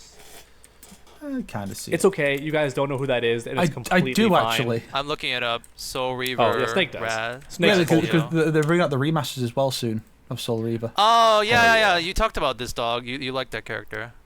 And then just like all remasters, Snake, it looks worse in some areas. I don't know how that happens every time. Oh, I guess I could see that. Yeah, Razio here. Who else? Just because the sash on his face, it's like all the way around his neck. Although in actual gameplay, it turns out that the mask is separate. It's just that it overlaps with the shoulder cloth. It's not all one piece like I thought it was. Oh shit! I've been watching that guy, so when you said that word, it came to my head. You've been watching Jimmy here also? Yep. I've been watching his You Laugh You fades Lose. in. Yes, I've been seeing that. I was a thinking lot. of it too. So dumb.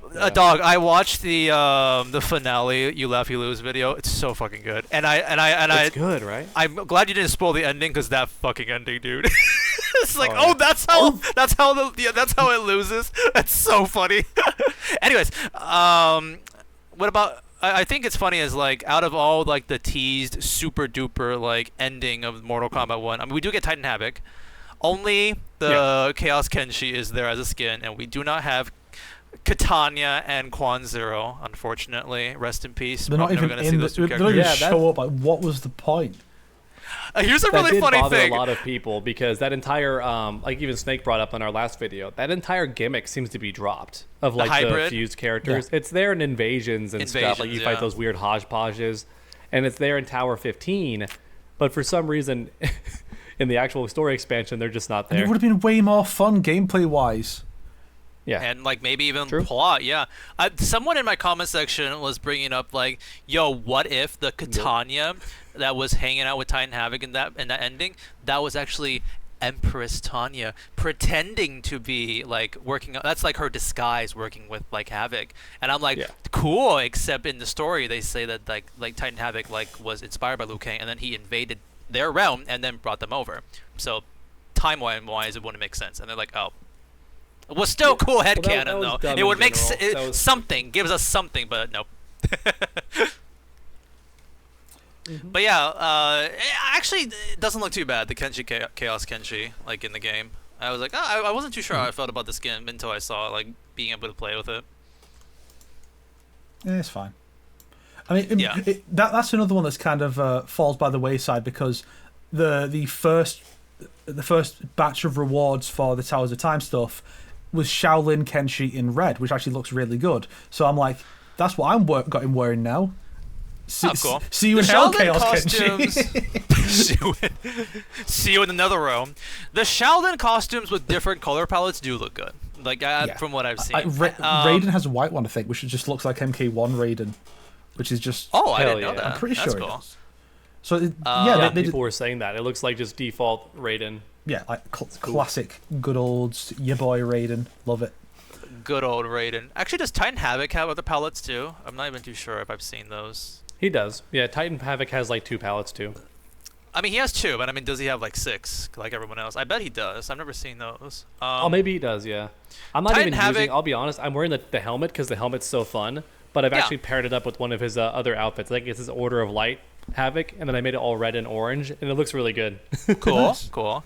Yeah, I think Titan Havoc, if I'm using it, I'm not really using it for how good it looks. I'm using it for the novelty. It's like, oh, well, that's the Chaos Reigns final boss. There you go, guys. Sure. Why can't I wear the shirtless one, though, with the Infinity Stones? Right, I want that. I want to wear. Infinity Stones. Yeah, he actually doesn't have the shirtless one. I just realized. They were all... Nah. The sad thing about this other Havoc is that he kind of sucks, but he's miles cooler than the main timeline version. Main timeline? Oh yeah, sucks. absolutely. But what's really sad is that of all the versions of Havoc that are available currently, the coolest one is Katara Valor. why is Katara Valor the coolest one? I didn't think about that. I don't get the joke. No. The Kata Ravala skin, the one where Johnny Cage films the movie, and then there's the Kata Ravala Havoc. Oh yes. Yeah. That skin is the best one, is what Snake is saying. Still waiting on the. Snake just likes that one because it references Deception Havoc. Everyone likes that one because it references Deception. I think it's for that same reason. when they add because we saw all the Havocs, one of them had the Deception headgear on. So they've made it, they've modeled it, meaning that's going to be added to the game, probably alongside that costume. So it's like as soon as that headgear is added, I'm not going to use any others. As soon as that costume is added, I'm not going to use any others because Havoc's costume selection not very good. Deception design, oof. I will say this though, his I'm gears are definitely fun still gonna though. wear the helmets are fun crazy for Statue choosing. of Liberty helmet. Yep, true. Oh yeah, that does look pretty good. Oh the no! Raiden. I just thought I can't unsee it, you guys. Looking at the white Raiden palette, right? It looks most like MK1 Raiden, like not Original M1K, but MK1 Raiden. Yeah. I can't stop looking at the orange beads from a distance. Looks like an orange ascot, and now I can't unsee Fred. What?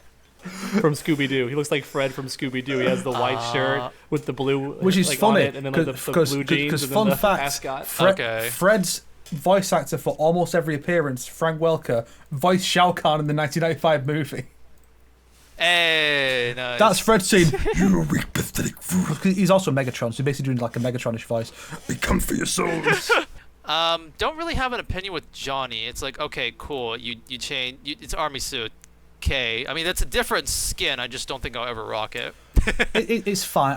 I one, I wish the actual story gave him a bit more to do, a bit more of an actual explanation as to who he is. Because the idea of Mortal Kombat, but it's World War II, sounds really fun.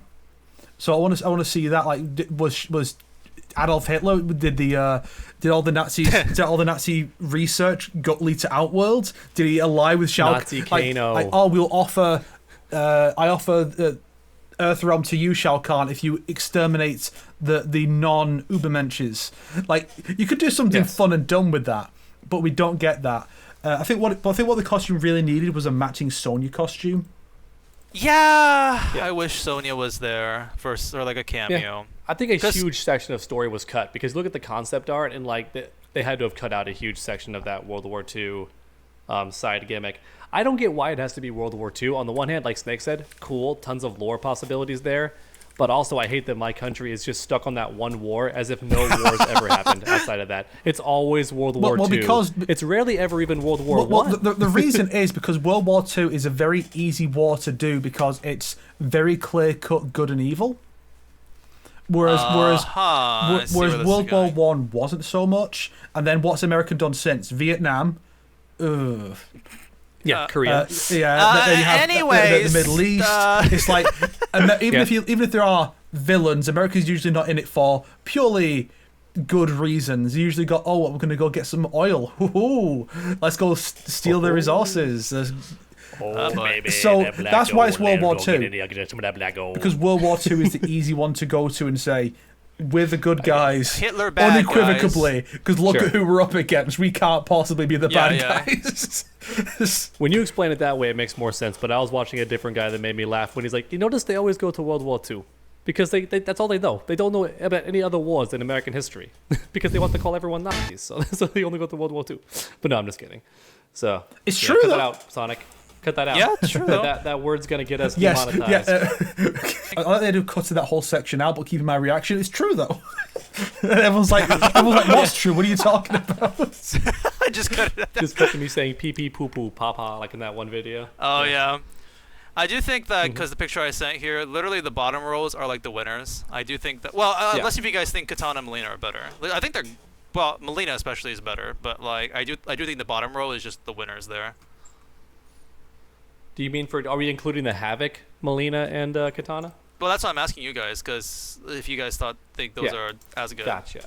Yeah. Well, because Mileena got 2. That's why I had to like. I guess the one. Oh yeah, one I'm talking about the Chaos Reigns. ones. I'm talking about the story ones right now. Yeah. Yeah. Okay.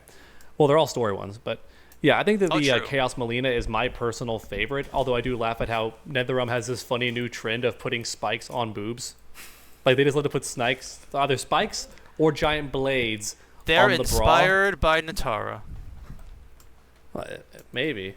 I think it's one of those like, you can look but you can't touch kind of funny things. Like, they're sharp. Meanwhile, Lara Croft did it first. Because those things were pointy. Even in Fortnite she did it. I could not grab those. No, but I think those are my favorite. This one's cool too. I wish NetherRealm, if you're listening, which I know you are, you're following us. You should add that Sonya Blade World War II outfit for her cameo. I know it's already unfair because she's one of the only cameos that has 2 costumes. I don't care. Give her a third one. Give her the military outfit. Point. Like, give us skins for cameo fighters. Come on now. Like, okay, they're giving us Twitch drops. They're giving us palettes, the purple skins, very cute. But I want skins. Come on. The thing is, I'm not gonna lie. Purple Cyrax is like the best alternate palette they've put in the game because it's just MK3 Smoke. Yeah, pretty much. Which means Smoke can reclaim his original fatality from MK3 because Cyrax stole it in MK Gold and he's retained it to this day. Yeah. No, let Smoke reclaim what is his. Yeah, and it's crazy. I know it's like a throwback to the last video, but I didn't realize how easy it would have been. You brought it up, like you both did. I think Snake mainly. But it is unfortunate how easy it would have been to just replace Chaos, Cyrax, and Sector with just the cameo models, and it still would have worked because we even beat them up in invasion mode. So it would have been so easy. They just didn't even do that. There's still ladies in Havoc's timeline too. But you can fight those robots in Chapter 15. Like, it's in the game. It's not like it's a model switch too. You know, they programmed it. Yeah, exactly. That would have been way easier. That would have been like, oh yeah, because this is the different timeline. Well, the tricky part would have been getting voice actors. That's not hard. Just get a random male voice actor. It's difficult. Now, but in reality, it actually would have been really easy because you already had the perfect voices for them there. Because in MKX, Sector was played by Kenchi's actor, who did come back for the expansion, and Cyrax. Oh yeah. And Cyrax in Legends is played by Shao Kahn's actor, who also came back for the expansion. So just get them to do it. Or, if you want to be clever about it, Sector can have Shang Tsung's voice actor as a nod to MK9, but they have the same voice. I made a video about this. You should go check it out. I watched it. I even wished you happy birthday on that video. Yeah. But yeah, those are the Chaos skins. Like I said in my initial video, I think half of them are and the other half are like, Sonic, Reiko. Sorry, I mean, I already kind of glossed over Reiko. To be fair, Reiko doesn't even speak in the story. They make a huge deal out of it. He doesn't even open his mouth to talk. It's just, why was he the emperor then? Man of few words. He still stole the show. So, and I'm kind of curious. Does he have new voice lines? But I guess we'll have to wait until Ghostface comes out because that'll be the real time to tell. Because like, do they have new voice lines, or are they all just repurposed? They do have new voice lines for when Sector, Cyrax, and Noob Saibot talk to them. Yeah, but in MK11, Sonya had new ones with Shiva and Fujin, but not with RoboCop. Reiko does, because there's some new ones that I actually can get to them some later. But there is one where because there's a lot of times where people will talk about like, you can't defeat me. I can because I conquered Onaga. You brought down Onaga? Yeah, I'm the badass because I took down Onaga in my arcade ending. He talks about this so many times in intro dialogue. One of them was Cyrax or Sector or something. I forgot. I think it was Sector. She's like, you took down Onaga? And Reiko was like, yes. But then he ran away. Or something like that. And we were like, huh? You lost or what? So that's a new one, yeah. Which is funny to me because according to like that arcade ending, he's like already partially tied down, I think. So Onaga's already restricted. It's a very unfair fight. But Reiko is still like, yeah, I'm a badass. The pictures aren't canon. Partially chained. we know this. Those fucking pictures are not canon. It's like because people die in those pictures. It's a depiction. Yeah, which is weird because they're supposed to be canon for the most part, but there's some that just can't be. Like Noob Saibot's definitely can't be because it shows him straight up killing Kung Lao. Although to be fair, considering how Kung Lao is normally treated by this series, I wouldn't put it past them. Maybe eventually. Force him out for Perfect Legend. Our boy just keeps taking L's all the time. Yep. Any Kung Lao mains, I'm sorry. You're doomed to take L's forever. You can't even escape catching strays in arcade ladder endings. Play Shaolin Monks. He's actually a main character in that game. True. Yeah, the worst version of him. So Reiko's costume is pretty good. It pairs very well with the Shao Kahn helmets. Like he looks fantastic when you put him with one of those. But better than other costumes look with it. It looks really good. So that's the look I've got. You do have to accept the fact he's got a bit of like green makeup that you can still see, like the face paint. But other than that, other than that, it's just It's basically him being like, I am the real Shao Kahn. I am General Shao's cousin, Shao Kahn. And he's like, what the fuck are you doing, Reiko? Get my fucking helmet off. I'm sorry, sir. Yeah, I mean, this is the timeline where Reiko became an emperor. So, I mean, like, that's what he always wanted in the original. Which means in this game, Reiko has already achieved higher status than Shao. In at least one of the timelines. well, to be fair, he's called Shao Kahn in the multiverses, right? He's always called that. So to be fair, yeah, he still has the horns for some reason, even though we know they come off because they always disappear during fatalities. So we know they can take them off. No, they got cut off like Natara's wings for fatalities. Dude, I love how Natara showed up just to do nothing and then get hit by a chandelier. Doesn't even speak. It's so funny. Doesn't even speak. It happens twice. She gets his shit rocked twice. Once alongside Astra, once in the throne room. Yeah. That also does a move that she does not have, which is an airborne like blood mist spray, which she's had in Invasions as a boss and also in past games, but she does not have in this game. She cannot do a spitball from the air. She just doesn't get to have it. Yep, it's been a year. Reiko still can't use that spear and knife he shows in the freaking intros and stuff in his gameplay. He can use it in a Brutality, the one they added recently, but yeah, that baffles me. It's like, what the fuck is the point of you showing those? But then we have Raven Queen Lee May. Oh, I personally do really when like I this first skin. saw this, I did not know who this was. That's how good of a costume design it is. I'm like, who's that? Oh, it's Lee May because of her stance. Otherwise, I would not have known that was Lee May. I knew it was Lee May because Rain and Tanya were like, oh, we'll handle these two emperors and empress, and they kept bringing up these Lee May Reiko, and I'm like, that's Lee May. That's how I reacted to see that. Yeah, it's great. It looks really cool. It's kind of bad though. Is that Frost? Kind of bad though. The only sad part about this outfit that I learned yesterday, I can confirm, I was playing with Ermac's MK3 costume because I had so many extra crystals. And I want to see how he looked in gameplay. Looks pretty good. Well, he has that move where he picks you up and hangs you upside down for a split second. And like, sadly, when Lee May's dress drops, it only drops halfway, so you can't see anything. I was like, oh, so sad. Oh, no. I know. It's like I think they heard me. Again, they're watching our videos. They heard that I like that, and they purposely made it to where it doesn't drop for some reason. You do realize the moment you defeat her in the story mode, you just get a crotch shot of her. It just straight up little like defeat. Yes, and it's just with the cloth all shown right there in the story. I remember when I saw that, I'm like, lady, cover up. To be fair, if I was the director in story mode at some point, something funny like that would have happened where like Tanya grabs it, jumps over her head, so it's like over her face and starts punching her in the face while she can't see. Just like her dress. Just stupid shit. Yeah, just stupid shit like that. Like how capes get pulled over Superman and he always gets like bullied by his cape. Yeah. I would bully Lee May with her dress. No capes. It happens in like every single movie. He gets bullied by his cape. Like that Incredibles lady was correct. No It just gets in the way. It's just going to be a weakness. Yeah. It's a good outfit though. She even has a Halloween palette before Halloween with that orange and like purple one. Oh yeah, that's coming soon. There's the Halloween palettes that you can unlock. I don't really want to talk about them. No, I know the top left, but I meant in the bottom right. That bottom right is also Halloween looking. I guess so. Yeah, orangish, pumpkin-y. I guess so. Those are the free ones. You can get them in what is that? Huh? You were doing? That was me angrily banging the table, like agree with me, but I didn't want to bang the table because I have a soda up here. Oh. We are, anyways. But those are the Chaos skins. That section took a bit longer than I anticipated. Nobody cares about invasions anyway.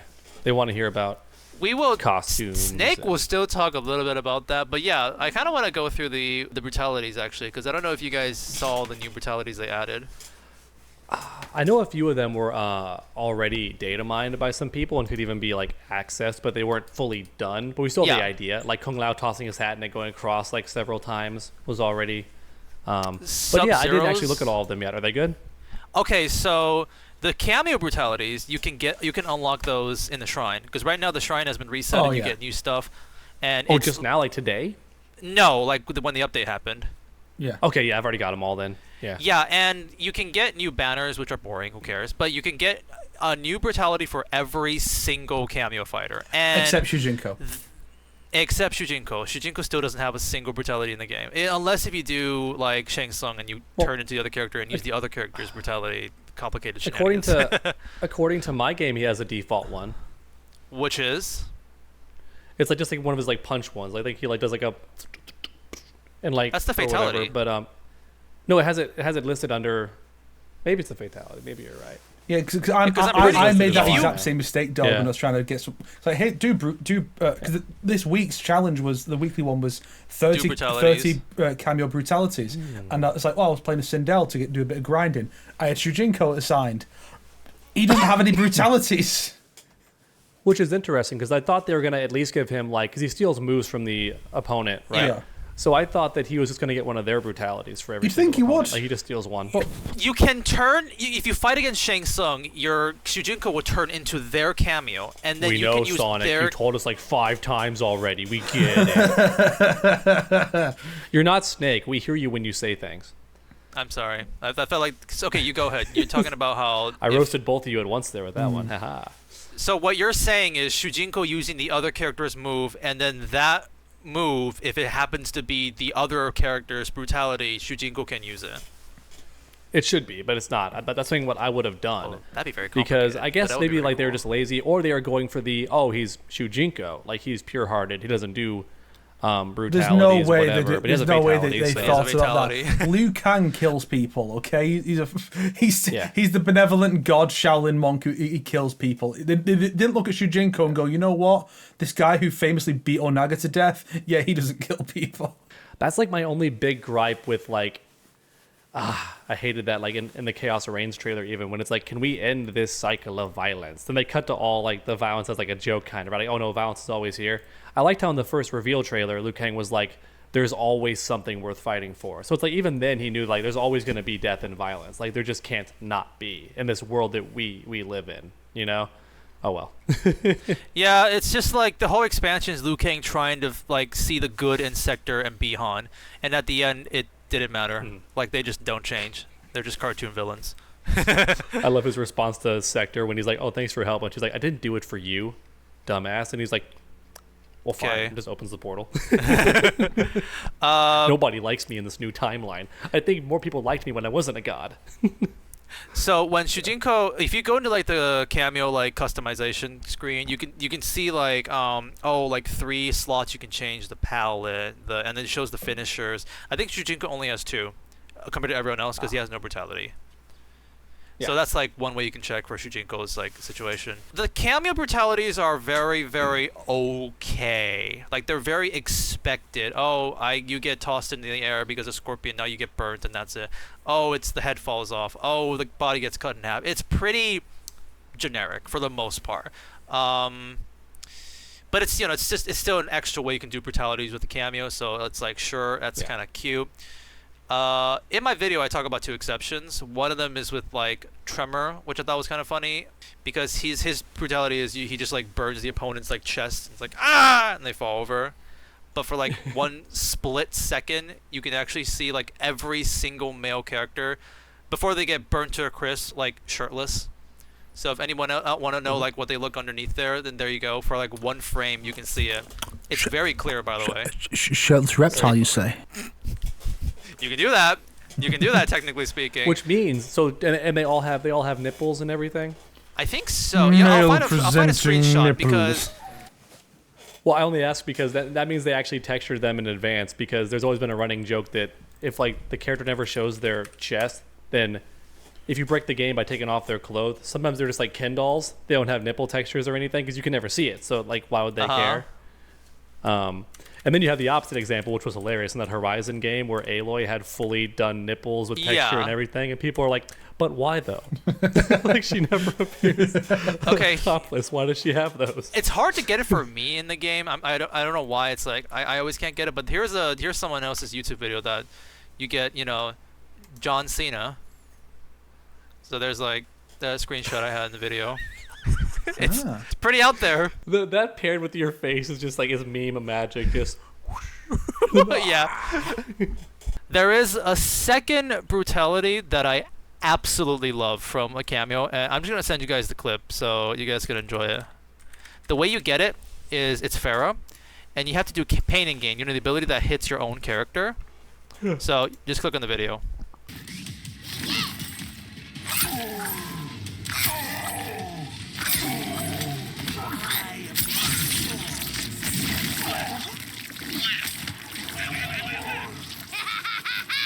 Please tell me it kills my own character. Oh, wait, so you can kill yourself with it? Yes. It's a brutality on yourself. It's kind of like a Harakiri in a way, but like, yeah, it is literally there only to kill yourself in the game. I was really hoping like you would at least explode from like energy overload, and Farrah would be like, ugh! Like what happened? I don't like that she like manually kills you, but it's still funny because she goes like crazy because she's inspired by Mad Max. So I guess that she goes insane, like yeah, wow. Pain and Gain is stabbing the character, so literally it's like I stabbed him so many times, I'm just gonna kill him now, in a way. Yeah, I still would have preferred if they exploded from like a power overload. Would have been hilarious. But yeah, it's my favorite one in the cameo new ones. But I'm more creative. It's funny. We are. I mean, they could do one like that with Sector's bombs, where it's like if you blow yourself up, you just explode. I'm sorry. Sector's bombs? Did I say Sector? Yep, you said Sector. I'm just teasing you though. You did though, but it's fine. Sector. Cyrax. Yes. There you go. Yes, our boy. Don't ever include clips of him though. He's known to flag entire videos for 10 seconds of mockery, so do not include him in the video, which is a shame. I like him in small doses, that guy. Yeah, I mean, it's like of the same thought though, which is Cyrax should have the same thing, where if his bomb detonates and you're low on health, it should just explode you. Like, why not? Yeah. Or with Jax when he pounds the ground if it kills you, because it can damage you a bit, can't it? Yes. Yeah. But it shouldn't kill you. It should launch you. Instead of exploding, you should launch super high into the air, like ah. I mean, I was thinking it should like make a crack in the ground. Your character just falls into the earth. What's funny, Toronto Dog, is one of the new brutalities they added into the game for Homelander, because he throws you into the air and then closes up to him. Yeah. In the new brutality is he does that and the music cuts out, dum dum, and it cuts out, and then and the person drops down and like rag dolls on the screen, like dies. It's so funny the way they animated that. That's awesome. They're all free, which is cool. Like, I mean, free. They may cost in-game currency, but you're not using real-world money, which is cool. Yes, and the shrine is very easy to get. Well, okay, I don't know how easy it is for the fans out there, but for me, I have 160,000 gold shrine money that I can't use. I kind of wish NRS could use that for like the seasonal coins. Yeah. But yeah, let's get into like the character brutalities, because while I think the cameos are very basic, the new character brutalities, for the most part, like they're pretty great. There is a lot of awesome ones that are like, oh, I like that kind of situation. I haven't had a chance to try most of them because you have to get them in the seasonal store, and they're not cheap. Let me say this: they are quite expensive. Exactly, 6,000 each, and everyone has 2 of them. Oh, really? Oh, yes. really? Yeah. Pitch meeting voice. Wow. Like there are pallets in here that are the same price as that. It's wild. And the thing is, it's a balance between, do I want to get the seasonal pallets, or do I want to get the cameo brutality, because it's 6,000. Well, first off, it's not cameo brutality; it's character brutality. Second of all, my bad. Yeah, character brutality. God, you guys keep fumbling so hard. What's up with you guys? Fumble it bad. I just had to do him because he did me first. Second of all, it's whatever I was going to say. I was going to say something clever. Seasonal skins. I was going to say something witty and cutting and brutal before I finished you off. My priority is the brutalities, because the seasonal skins. Oh. Because the skins, well, there's other skins that are just like it. It's just the more of the same. But those skins are probably going to be just put into the Towers of Time next season. So they'll still be available. I don't think so. I think you might be misunderstanding something here. You're talking about the Legacy Tower that you can get previous seasonal skins, correct? Yeah. Okay, there was a misconception, because I thought the same thing too. Let's get back onto that when we talk about Towers of Time, but just keep in mind that I don't think you're correct on this one. I did that challenge one time, and I was already frustrated enough. I didn't play it again because they pulled that bullshit they do. And somebody at NetherRealm, I'm convinced, hates players and does this on purpose. Yeah.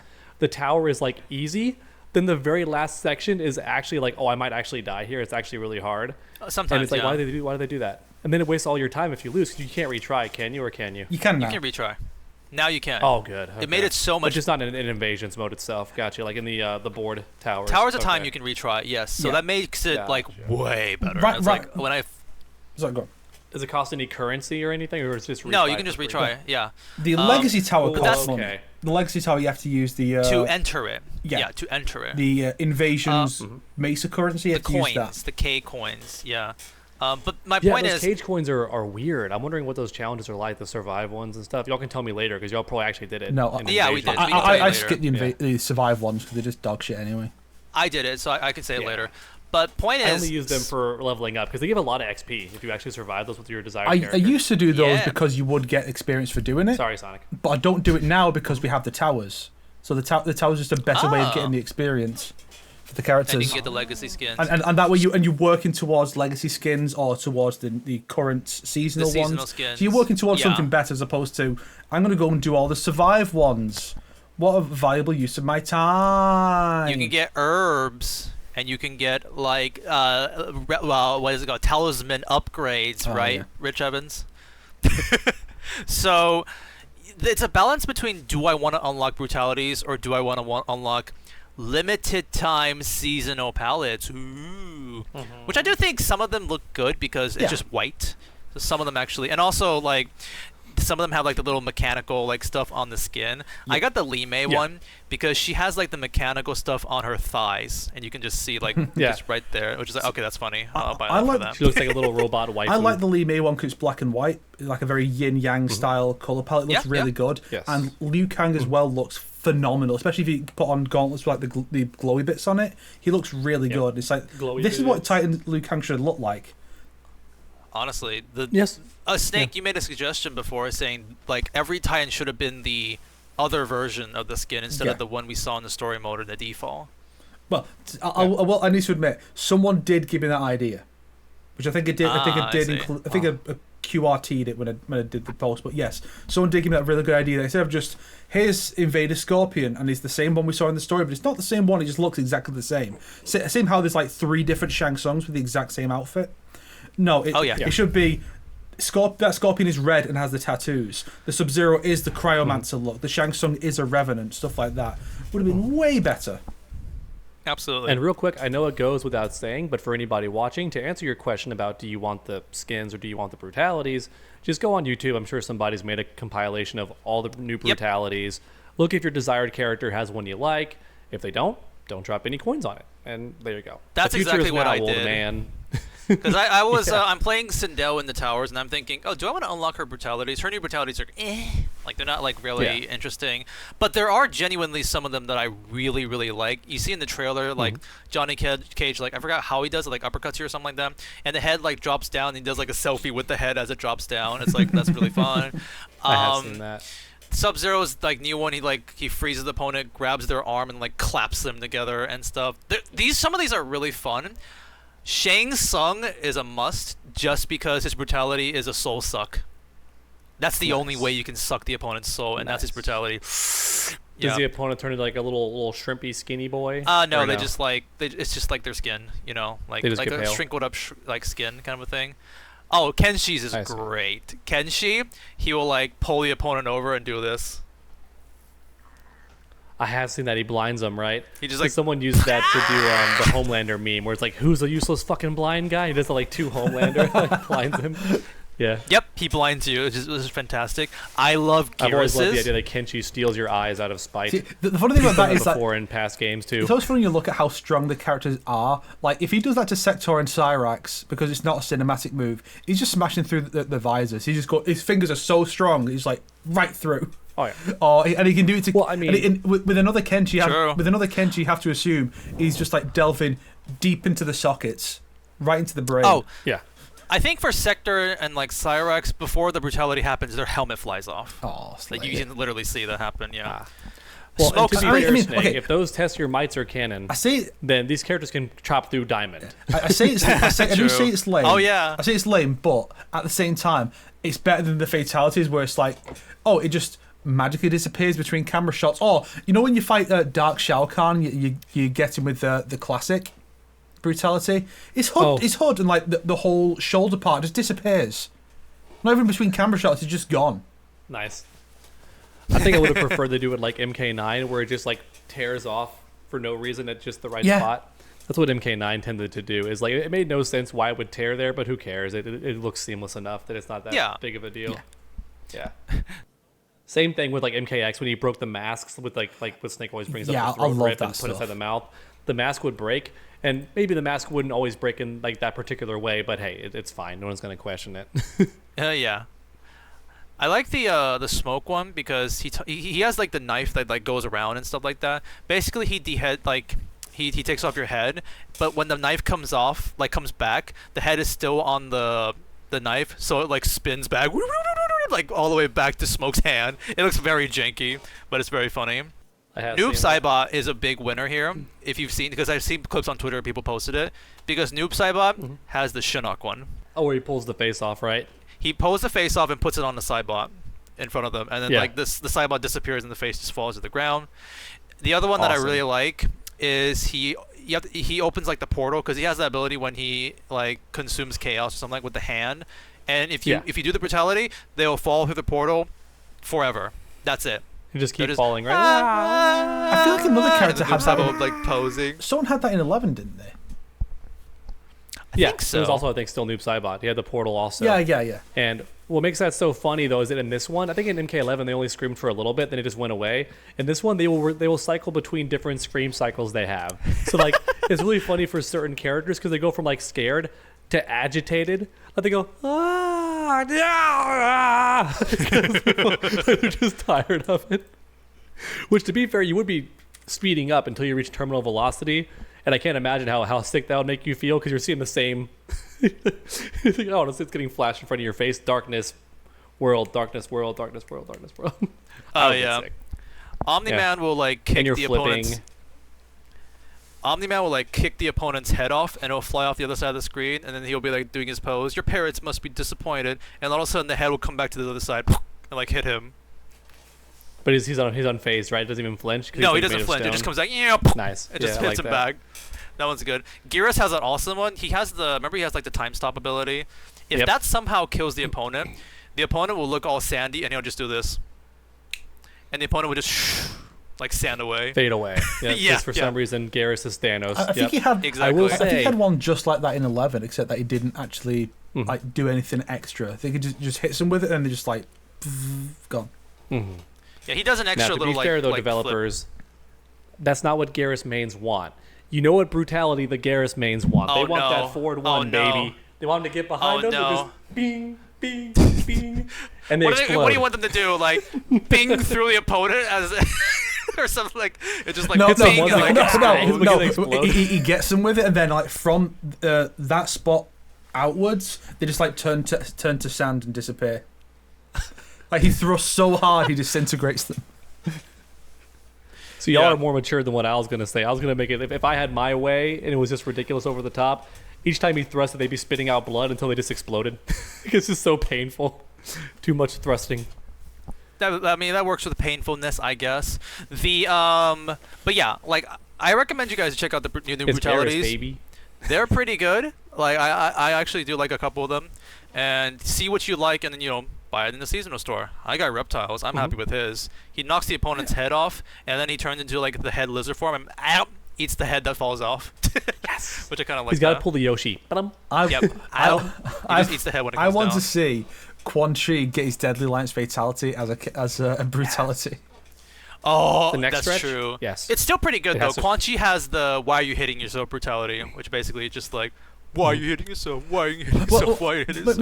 I don't think it's a new one, but I know Havoc has a brutality where I think he beat the opponent with their own arm. No, his arm. He's beating them with it, and then he rips their arm off and just puts it on his own body, and then does that with that arm. I forgot. Yeah, if that's his old brutality. I think or not. it's a base one because I have that one, but I don't think I've gotten his new ones yet. The new one he has is the not Titan Havoc, the Invasion Havoc boss where he pulls out his like what do they call it, intestines? Intestines, like a cowboy rope. He has that one back. Yeah, he breathes it. That's his brutality. Yeah. So good. He should do one where he rips his head off and puts it on their body. Oh, that'd be fun. Be fine. He has one where he puts his heart in his body. Somebody has something similar to that in this game, actually, where they like go inside them and explode or something. I think somebody has that, but I can't. I think recall. like that's like a Shang Tsung or like from the last game or something like that. I've got to get my medicine real quick. Go keep talking. All right. we will get into the meat of today's topic, Snake. Invasions. It's your favorite. Woo! Okay, yeah. Invasions. So I might as well start, yeah. Yeah, so Invasions this season seems to be the last one. I think Phil mentioned this last time, but basically because there's no preview. Think so. There's no preview for the next one. We half-assed the Invasions last time, so yeah, there are some things we knew we'd talk about it more here, but basically, yeah. It's the Liu Kang season. His theme is constructs like Geras, which is, I mean, I guess what else are we going to really do with him, honestly?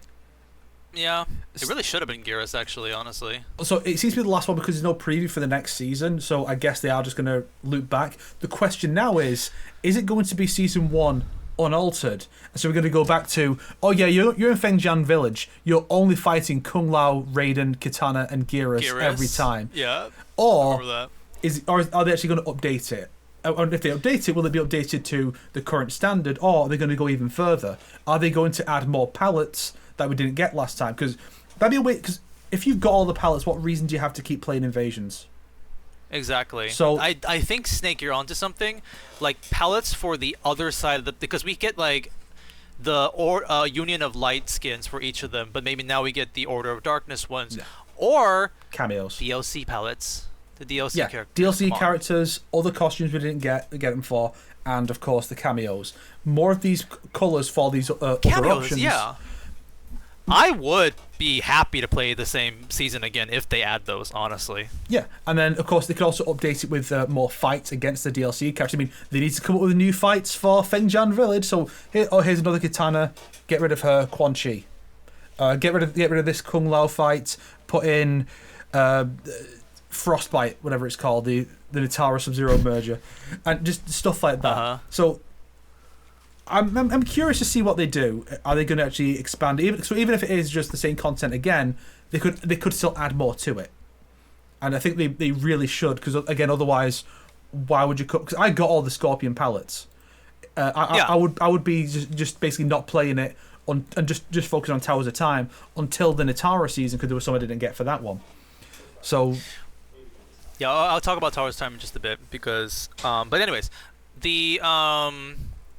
this season is also like the last two. It's brain dead easy. Like before it was bullshit, but now it is starting to get really, really easy just to get through these, and you can skip half of it. So like in the video I said before, it takes like 8 hours. Now it takes like 2, 3, 4 if you want to get all like the Liu Kang palettes. Is the map new? Yeah. I don't think so. I don't think a single map is new. No, I feel I like don't they mean that. just I mean the map on the pause menu. That's new. Oh, yeah. I believe that's new. They did say that's a new thing they added. Yeah. So now it's so much easier to navigate. It straight up shows you, okay, here's where all the chests are, here's where all the bosses are, all the noteworthy stuff, and it's just follow that guide. It's okay. There's Thank even a goodness detail they that I finally found added that. unnecessary. Like, it's cute they did it, but I think it made it more confusing. There's a Why? little spotlight coming off your. I'm gonna explain. Sorry. Not the map itself. One aspect of the map. There's on your little character reticle on the map. There's a little spotlight showing which way the camera is facing. That really confused me. I thought it's which way that I'm going on the map. So I was like, which way do I want to go? And then I'm like, why is my spotlight going behind me as I'm going this way? I'm facing this way. Why is the spotlight behind me? Well, it's showing where the camera is looking. That's poor conveyance. And I'm like, oh, it's really not necessary. We don't need to know which way the map is looking. All we have to know is like which way. I mean, they could do both. Which way, Western man? Just have your guy be an arrow, and that's it. Like, they have both. There you go. And there's no problems. I agree with you guys, even though I have don't even notice this issue. Yeah. Well, it only threw me off one time, and then I'm like, oh, that's because it was behind me.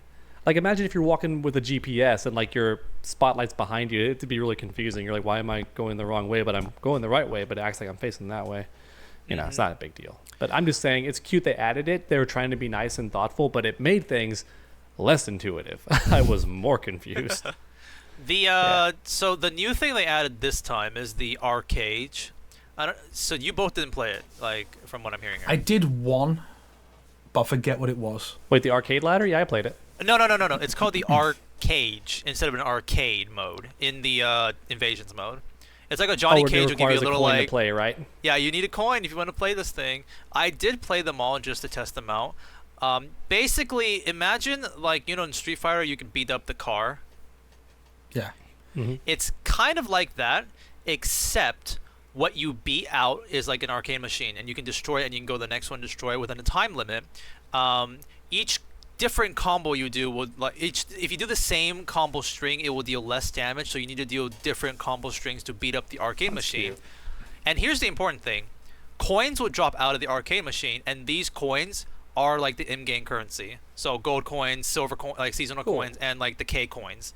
So literally, it's like, oh, I want to do good to get like more coins, so you can get like 1,000 coins if you like do good, or like because I wasn't really good with Lee May, so I felt like I didn't get a lot of coins. But then I switched to Reptile, I'm like, oh yeah, I got like 1,000 coins for that. So there's an incentive to being like, I want to play good to get more these coins, and I can only do it once. You can only do it like once per mesa, basically. So it's cute. So it's not a pass or fail. That's cool. It's not a failed mission. It's just like how much money can you get kind of mission. Nice. And also, I there's really wish there had been a tutorial that showed that or explained that, because I was too nervous to even do any of them because it cost like a limited currency to do them. So I was like, I don't even want to do it. I'm worried that I'll get angry because I'll fail and then I'll have wasted a coin. But now I know it's a really fun beat up the. Yeah, it's awesome. It's a great idea. Mode. Yeah. That should have been explained somewhere in another realm. One interesting other thing to mention is, did you guys get ambushed this season, like in the invasion season? I think once. Only a couple times. It was Did you guys rare. notice anything different? No. Oh, okay. Then I guess I was lucky. So I got ambushed twice. One time I got ambushed was just, okay, fight this hyper character, and that's it. The second time I got ambushed, I was thrown into a survival mission. So there was like fire flying all around on the screen, and while that was happening, coins were dropping in the sky. So I had to survive, but also I can collect coins, and again, in-game currency. And by the timer ends, I got that much money too. So that was like, oh, that's cute. It's kind of interesting. I bet if I die, I don't get those coins, but I survived, so I got the coins, like 1,000 like currency. So they did little cute things, little cute stuff they added. Yeah. Ambush. Also, way less secret fights too. They really like got rid of how many of those you encounter. Which I guess they found people didn't like them. Well, the real issue is like they kept that stupid quick draw game mechanic, which is they did. So boring. I didn't play any of those. Yeah, 3, 2, 1, and then you just press a button. I think they have tightened up the timing on it, because there are quite a few times I failed this time, and it also does change. It changed what move you have to do. It changes, yes. Yeah. So. Yeah. No, wait. Wasn't it like you use the ability 3, 2, 1? Use this ability. Like it tells you which ability you have to use instead of like only it right tells when it you comes already. up. Yeah, so you basically only at the very end. It really is about your So there's a bit more to it now. There is more to it. But it's still stupid. It's not fun. Unbelievable. Sorry, I'm a hater. I saw people complimenting this on Twitter. Okay, so yeah, Trono Dog, you're just a hater. They like it. Oh man. Yes, I'm people wrong. like it. Okay. How dare you, dog? I am constantly reminded how casual and normie the Mortal Kombat fandom is. I'm constantly reminded. Says the guy who tries to compliment invasions every season. But okay. Huh? Do I? I don't even finish it half the time. Anyway, so this season, decent palettes. As far as the Mesas go, it's the same old crap. It makes sense they wouldn't make a new Mesa since the mode is basically done. I know, it's sad. It's like there's still a couple mesas. It's a shame. There's the Chaos Realm. They can use those things. There's nothing from Chaos Realm. There's no matches with Sector, Cyrax, and Noob Cybot. I Listen, really guys, they got to get a ghost face ready. Yeah, true. Trono Dog, why did you make that big smile just then? Oh, I guess the mic didn't pick it up because this mic is... I know Blue Yetis get dogged on for being so common, but they really are good mics. They don't pick up a lot of background. My friend who's over right now is like on a call also, like for work, but I hear her go, ha, ha, ha, like super loud, because when she laughs, she does not hold back. And I was like, I really hope that the mic picks it up, but I don't think it did. Well, maybe it will, but it didn't pick up on Discord at least, but maybe it did. Yeah. It would have reminded me of, I don't know if y'all watch PewDiePie or not, but there's that very famous clip that's real. I thought it was edited, where Marzia had her own channel at the same time. I love that clip. Recording in a different room, and she's just talking, and out of nowhere you just hear PewDiePie yell, "Soy boy, soy boy, soy boy." And they're just stop what she's doing. And there's both perspectives. It's like her own channel and his channel, so it's really funny that someone caught that. Also, like, congratulations to finally having a freaking cameo palette unlockable in the invasion season, Frost. Good on you, girl. It's a good one too. Looks decent. And like Snake said, oddly enough, looks like Chronica Frost for some reason. Yeah, and, Looks like yeah. MK11. and there's a red variant of that as well. Looks very good. White and red. It does look good. And she has no mask. So if you want a maskless Frost, there you go. Oh, I that's how you personally get think that. her Oh. face, I hate to be rude, but her face was made to wear a mask. It's just the fact her upper half is so cute and hot, and then her lower half, it just all falls apart. I don't know how the face modelers messed that up, but her chin and like doesn't look good. The joke's been made, but she looks like Joffrey from Game of Thrones. She really does. But just from the half up, she looks cute. We forgot to mention this when talking about the seasonal palettes, but like usually you're not able to unlock any of the DLC. Like there's no seasonal stuff for the DLC characters that you can unlock in the seasonal shop. But this time there is one. It's Takeda, so you can get like a white suit Takeda if you wanted to there. So that's kind of cool. That is cool. Yeah, and there's a red variant of that as well. In the invasion. Okay, I see. That's a good point. You made a good point, Broly. Broly. Oh, it's from. Does no one else watch Team 4-Star? Oh, That sounds familiar. Not in a long The time. hell- Wait.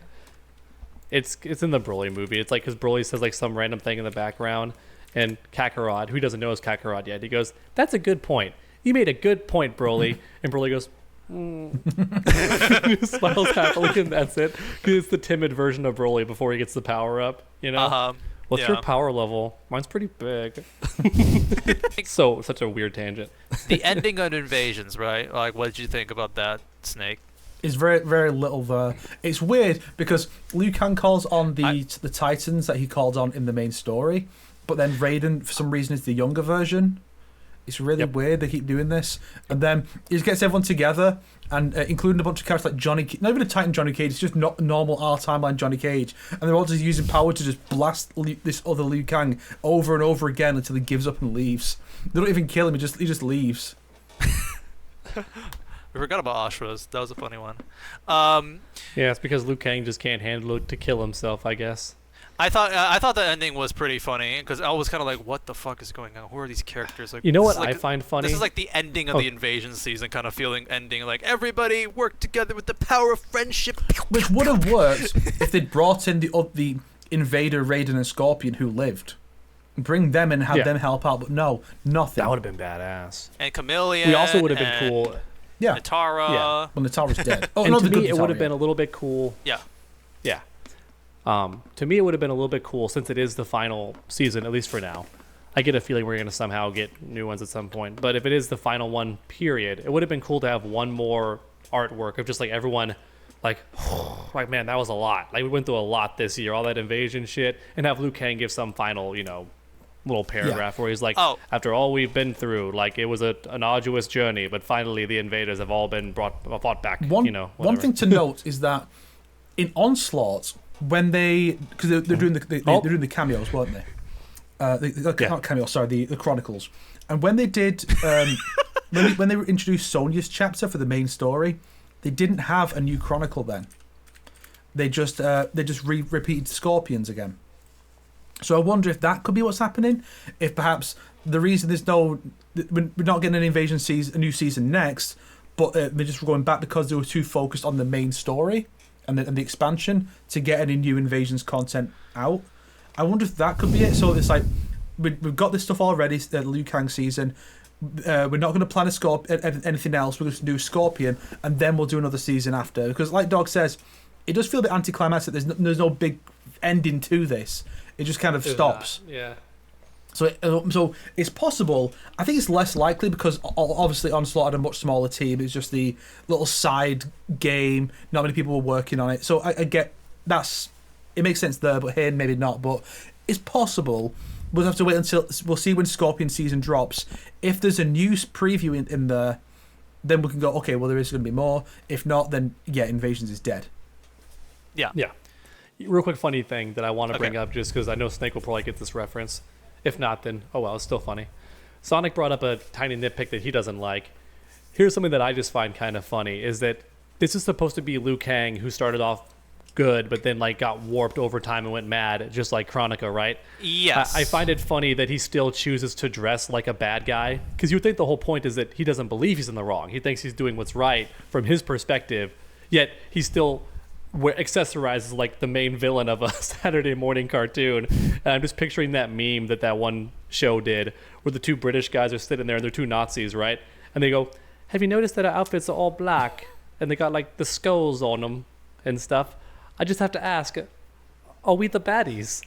And I feel like Liu Kang should have that moment where he's like, "Wait a minute," looks in the mirror. Thing is, am I evil? I don't know why they constrain themselves. Spikes? I don't know why they constrain themselves to specifically using the evil Order of Darkness costumes. I guess it's because that's how you unlock them. But it could have easily just been like, here's Liu Kang with the robe on.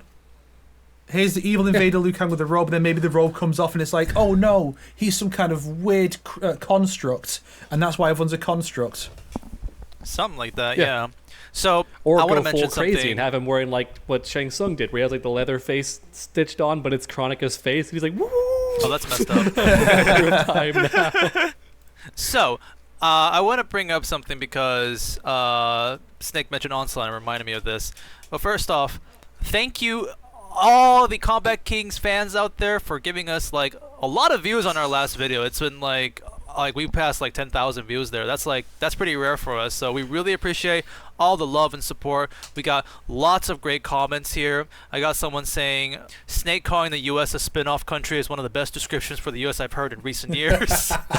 Lots of things. But I did receive a comment of someone basically helping out you, Snake. So the fire god in the Temple of Elements was gender swapped in Onslaught. I forgot to check. You were right about that. Thank you for checking. So that already happened. So it's not like a bigger deal in MK1 because it already happened. But it does still speak to the greater trend of we want to do all these gender swaps. Like, we're gonna gender swap everyone. It's gonna be fucking great. Like, no, it's not. Stop it. And also, I would like to People bring love up it, one Snake. thing I've heard because that people really like when you do that. Do what? When you gender swap characters. I hear that everyone really likes it. We definitely didn't already have 10 years of evidence that people don't like that. We definitely should do it.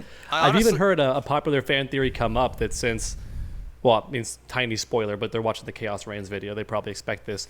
Sub-Zero does not revert. Like, he still nukes Cybot. So if that carries over to the next game, the popular theory is that they're just going to shamelessly make Frost the new Sub-Zero. Like, her name is even going to be Sub-Zero, and she's going to be the new one. Which I got to say, if that happens, I might rebel. I might go on my anti-woke arc. I'm just going to. What are you gonna go full Asmongold now? Huh? No more sorry, gotta go fence full sitting for me. Asmongold. There ain't gonna be no splinters in my butt anymore. I'm just gonna hop off that fence. No, It's funny because Frost being Sub-Zero, at least it's like, oh, this is an existing character, you know? Being No! Not Sub-Zero! No! it's not going to happen because NetherRealm has always been resistant to any noteworthy change, and True. now they kind of have a reason to, with the way people are reacting to the Scorpion thing, the way people have been responded to. Oh, Kuai Liang is Scorpion, and it's most. I never really see anyone really make a specific argument for why it's bad. Like, oh, he doesn't have the same kind of character, or his story's not as interesting, or he's boring. It's just Kuai Liang is Scorpion, bad, do not like. Wah. So Scorpion fan. I know, I actually Hanzo do see a lot of people Hanzo stands complaining about that. Please, if you're going to complain about it, give a reason. Explain why it's bad. Don't just say it's bad. You have to explain why, and don't just be a whiny little bitch about it. Try and be reasonable. Go, I don't like this. Yeah. Here's why. Then people will be a lot more likely to take you seriously. I know it sounds ironic coming from me, but it is the way the world works. Okay, Snake, yes, there are people like that, but you're also strawmanning people who actually give reasons. And the main reason is because when compared No. to You misunderstand. There are Hanzo fans, and there are Hanzo stans. I'm not going to let people use the word stan in a positive way. It means stalker fan. It comes from an Eminem song from the fucking 90s. Learn your law, you scrubs. Okay, I didn't know that part, but that makes sense. Yeah, Stan. That's interesting. I didn't know that. I knew The song is about a guy. It's about a guy who obsesses over Eminem, dresses like him, writes fan mail to him obsessively, and then murders his pregnant girlfriend and himself. That's what a stan is. It's not a positive thing. Stop trying to reclaim it for yourselves, you fucking freaks. I will say though, I kind of hope that that's the song that goes with Stan's song. That's why I was humming it. But Yeah, so I like the comic that Sonic sent over where it's like they go to the different reality where it's like the chill Bihan, like the Order of Light one, just reading his book, and he's like, it got that bad, huh? Then he gets like grabbed by a scorpion, like, come over here, we need your help. That could be the one solution they do to it, where like we could just get a different timeline. A Union of Light Bihan. Sub-Zero. Or could you guys imagine if this whole thing, this entire game, has just been the new Coke strategy? What? Do y'all know about this? No. It was even made fun of in Futurama. So, New Coke was an actual different recipe that Coca-Cola was trying to get even more sales, because Pepsi was actually beating them now, finally, in sales, right? Which never happened. So they introduced New Coke, entirely new flavor, different recipe, like everyone buy it, it's the new hotness, do it. Turns out it tasted terrible. Or at the very least, it was not what people wanted. Like, no Coke fan wanted to drink that. So they all hated it. And that's all you could get for a bit. Like, the other Coke had been discontinued. So wow.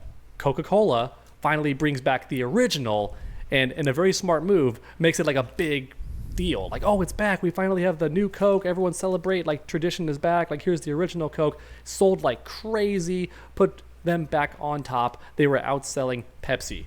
Now, there's a conspiracy theory that that was all planned.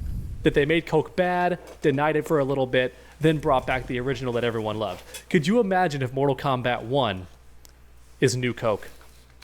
Here's the thing, And for the sequel, they're just going to go right back to the classics, baby. We're going to get that's it why you all choose the back, multiverse, and we're so going to that get you can go, Skrillex music here's again. an alternate And it's Earth, going to alternate be timeline. great. Everyone can go back to that one. They don't have to go. They don't have to do another timeline reset. They just go, here's another universe, or another universe collides with Liu Kang's and merges, and it's like, and now Raiden's the God of Thunder again, Liu Kang's mortal, Sub-Zero's back to being Kuai Liang.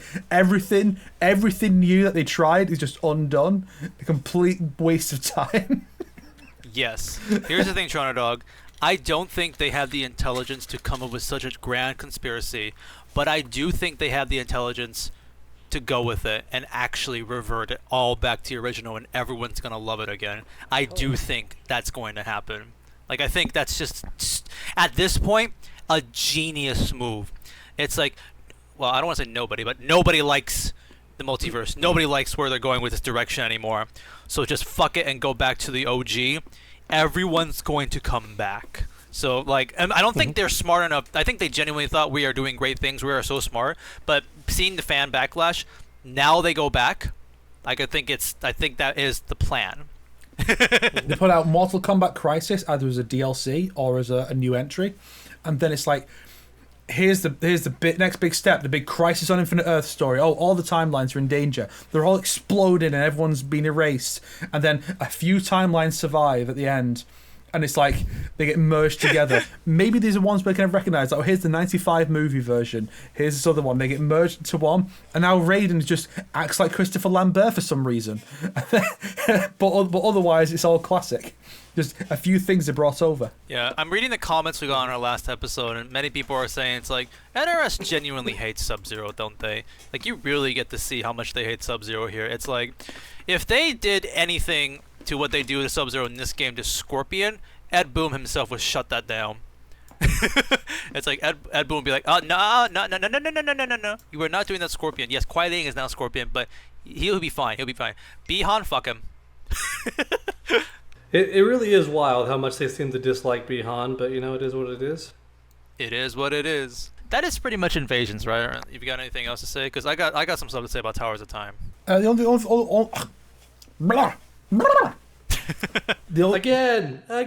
Don't put that in the intro this time, for fuck's sake. It's so good, though. It's so out of context. The only other thing of note is that they've replaced the Gateway Mesa, where you had like the towers, with a dedicated Towers of Time mode. Yeah. And so bye Gateway. I mean, bye. it's an improvement, because I think in that one it was like you'd get one stage for every tower, and you're stuck on that one you have stage. To manually run towards it, which is kind of annoying. Yeah, and the fact that when you go onto a tower, every fight's in the same stage. Uh-oh. But Towers of Time actually cycles through all of them. Oh, yeah, you get the Khaos Reigns stages. And you stuff actually like get that, to see a wide variety. I'm like, oh, this is cool. I'm doing a fight on the Christmas stage. I'm doing a fight here, So that's some right, come up yeah. more than others. Like I don't think the Living Forest comes up that often. I don't think I've seen the Tea House too often. But yeah, it's good. Yeah, true. But all right, I guess we can get into Towers of Time a bit here. This is the mode that people are like, we love this in MK11, which it's not that you love it, it's that you think it's better. But anyways, so they decided to bring that back in some capacity. Now, I wasn't in the MK11 meta and grinding and shit, so I wouldn't know too much about that. But from what I've heard, it's not better than the MK11 version. No. I had like this one comment that like went in detail and being like, Towers of Time is supposed to be here for people who don't want to play Invasions mode, but you still need to play Invasions to get to level 30 to do like the proper towers. You could technically level up in there in the Towers of Time to get to level 30 faster. But the thing also is the Legacy towers, which is there to give you like the pallets for every time you play that. You need to spend coins, K coins, that you can only get in Invasions mode. Now that's not entirely true. You can get K coins in Towers of Time, but it is faster to get in Invasions mode, though, I will say. So it's like, and also in the Legacy towers, which I'll explain here, is a method. Okay, let me bring this up because I think Snake, you got this wrong. You believe the Legacy tower is a method of getting the pallets you missed out on in previous seasons. Like they're thrown in there. Oh, this player doesn't have like this Lee May palette, then you might be able to get that by playing the Legacy tower. Correct? That's what you think it is? Mm-hmm. That is not what it is. What it is previous season pallets that are unobtainable. Oh wow. So they are all new pallets. That's how it works.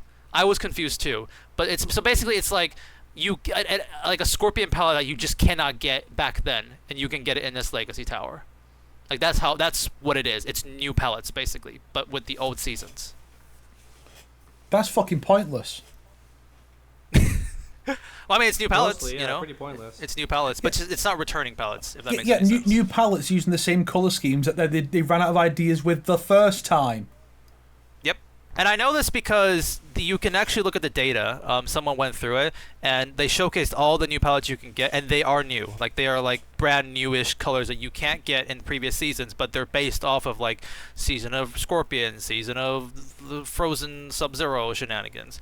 But so it's like, if you missed out on them, you can't get them back from the Legacy Tower. What you're getting is new ones. And that's where you get some new, like, the weird, like, orange palettes. Like, I'm like, what the heck is this orange Sindao? It looks pretty ugly and stuff. Because they're new. See, if this were at least like, well, here's the Legacy palettes for the characters who weren't around then, or for costumes that weren't around then, that would make sense. But if it's just going to be for the same costumes again, then what is the point? Yep. They did say they're going to be updating the Legacy Towers, like, all the time, so there might add some really cool stuff in there, but for now, it's just, like, did you get any palettes you like? Because every palette I've gotten has been just, okay. I barely paid attention to what the palettes actually were. I was just getting them. You're just collecting them, yeah. I mean, it's gotchas. I did look up. There's one single reptile palette that looks kind of cool, but it's like there's like 100 of them I have to go through it like to maybe get it. So I'm like, I don't know how it works. It's still like a method, you know. It's still there to farm. You know, you're getting new palettes, I guess. Yeah. Doug is gone. I wanted to bring up the topic that he could bring up in his video if he's interested in. I think he'll be back in just a bit. Well, while he's gone, I'm going to take a quick break. You know what? Fair enough. I might as well get some water, get some piss. I was about to say, no, go piss. We'll see who arrives right as Dog comes back.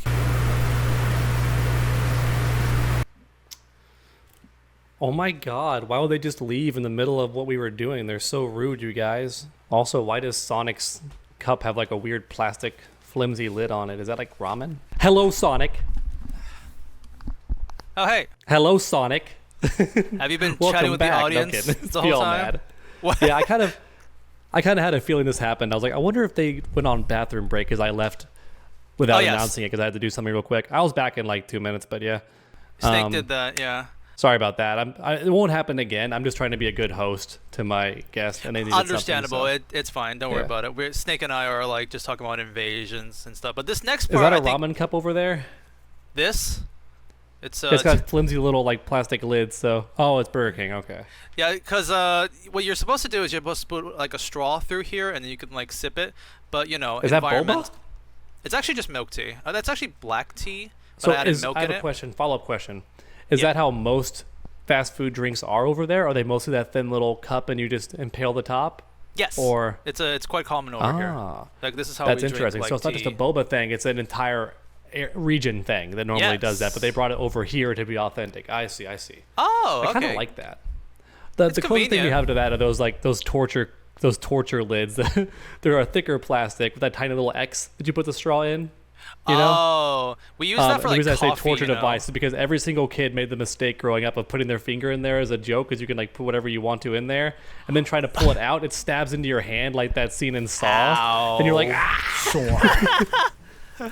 That's funny. How rude of you guys to get up and leave without telling me. You know how rude. You did that. Well, we're done you did that recording. when we had a That's why we did guest that. on. Yeah, that's the joke though. I was doing it earlier, so when I came back and y'all were gone, I was like, yes, deserved. My bad. I'm just All right, trying to pay be a good attention host, now, but I dog. shouldn't have to get up to leave ever again. So Oh, that's awesome. So pay attention now, dog. This is the part where I think you can get your video idea, because now we're going to talk about oh boy, the rank system of Towers of Time, the competitive aspect about it. So I don't know if you guys have been playing the competitiveness of this. the top 5%, you mean? Yes. So to explain the situation here, NRS has decided to add a new thing in Towers of Time, which is every 2 weeks you get like a rank against other players with competing who has the better score in Towers of Time. And basically the way you get scores in Towers of Times is you do the quests that are given to you on like when you press pause here. So they range from daily, hourly, daily, and weekly challenges. If you Cool. do a daily one, which could be, I don't know, do 5 sweeps or something like that, or do a brutality with this character, you get 3 points. If you do an hourly one, which could be a little harder, you get 7 points. And these And all are the towers infinite. are worth points too, I think, too. 'Cause I saw points above the towers also. I'm gonna get to that, Trono Dog. This is the big deal.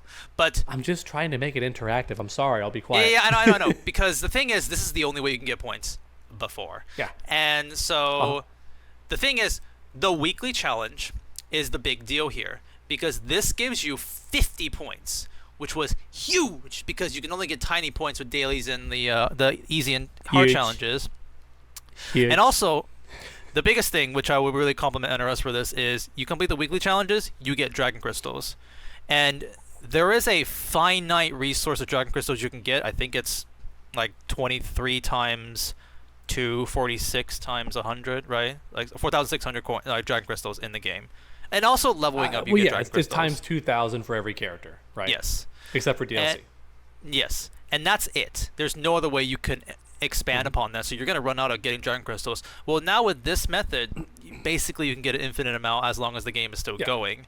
And I think that's great. And also, like, I've done this for like 3 times. I can do another 4th time tonight. I will get 300 Dragon Crystals. So do that again. I can buy a 500 like Dragon Crystal, like 95 like Sub-Zero skin. So that's awesome. I think that's a great thing that they're putting in the game. And also, if you complete a weekly, you get 50 points, which will make you very ahead of the curve. As you see here, I completed that. It made me go up to like 10%. But then I left my account for like the last 2 weeks. Basically, I did an experiment, which I think, Snake, you probably did too. I just did my 2 weeklies and I left it. And I see where I would end up. I ended up on the top 25%, which net me the Kenshi like palette. And so this is where I would be positive and be like, do the 2 weeklies and you can also get the top 25%. So that's quite nice. That would be where I would end this conversation and be like, okay, cool thing, NRS. But they changed it. I don't know when they changed it, but it happened like these past couple days. Which, Dog, you just mentioned, there is an alternative way of earning points now. And it's you not only the quest you can get the points, but now you can also get points by playing the towers itself. So it's like you play the arcade tower, you get like 5 points. You play the legacy tower, you get like 10 points. So that's all cool and dandy. I see where you're going with this. This is where the economy gets really fucked up here. Yep. If you play the seasonal tower or any like hardest difficulty towers, you get 50 points. Yikes. So too many, and you can retry still. So you just keep playing until you beat it, and you get 50 like every single day instead of every week. Yes. I just went to check my progress, and I'm already like down to 50%. I'm like, what happened? Are people really farming this? And then I realized, oh, you don't need to play the weekly just to get that 50 points.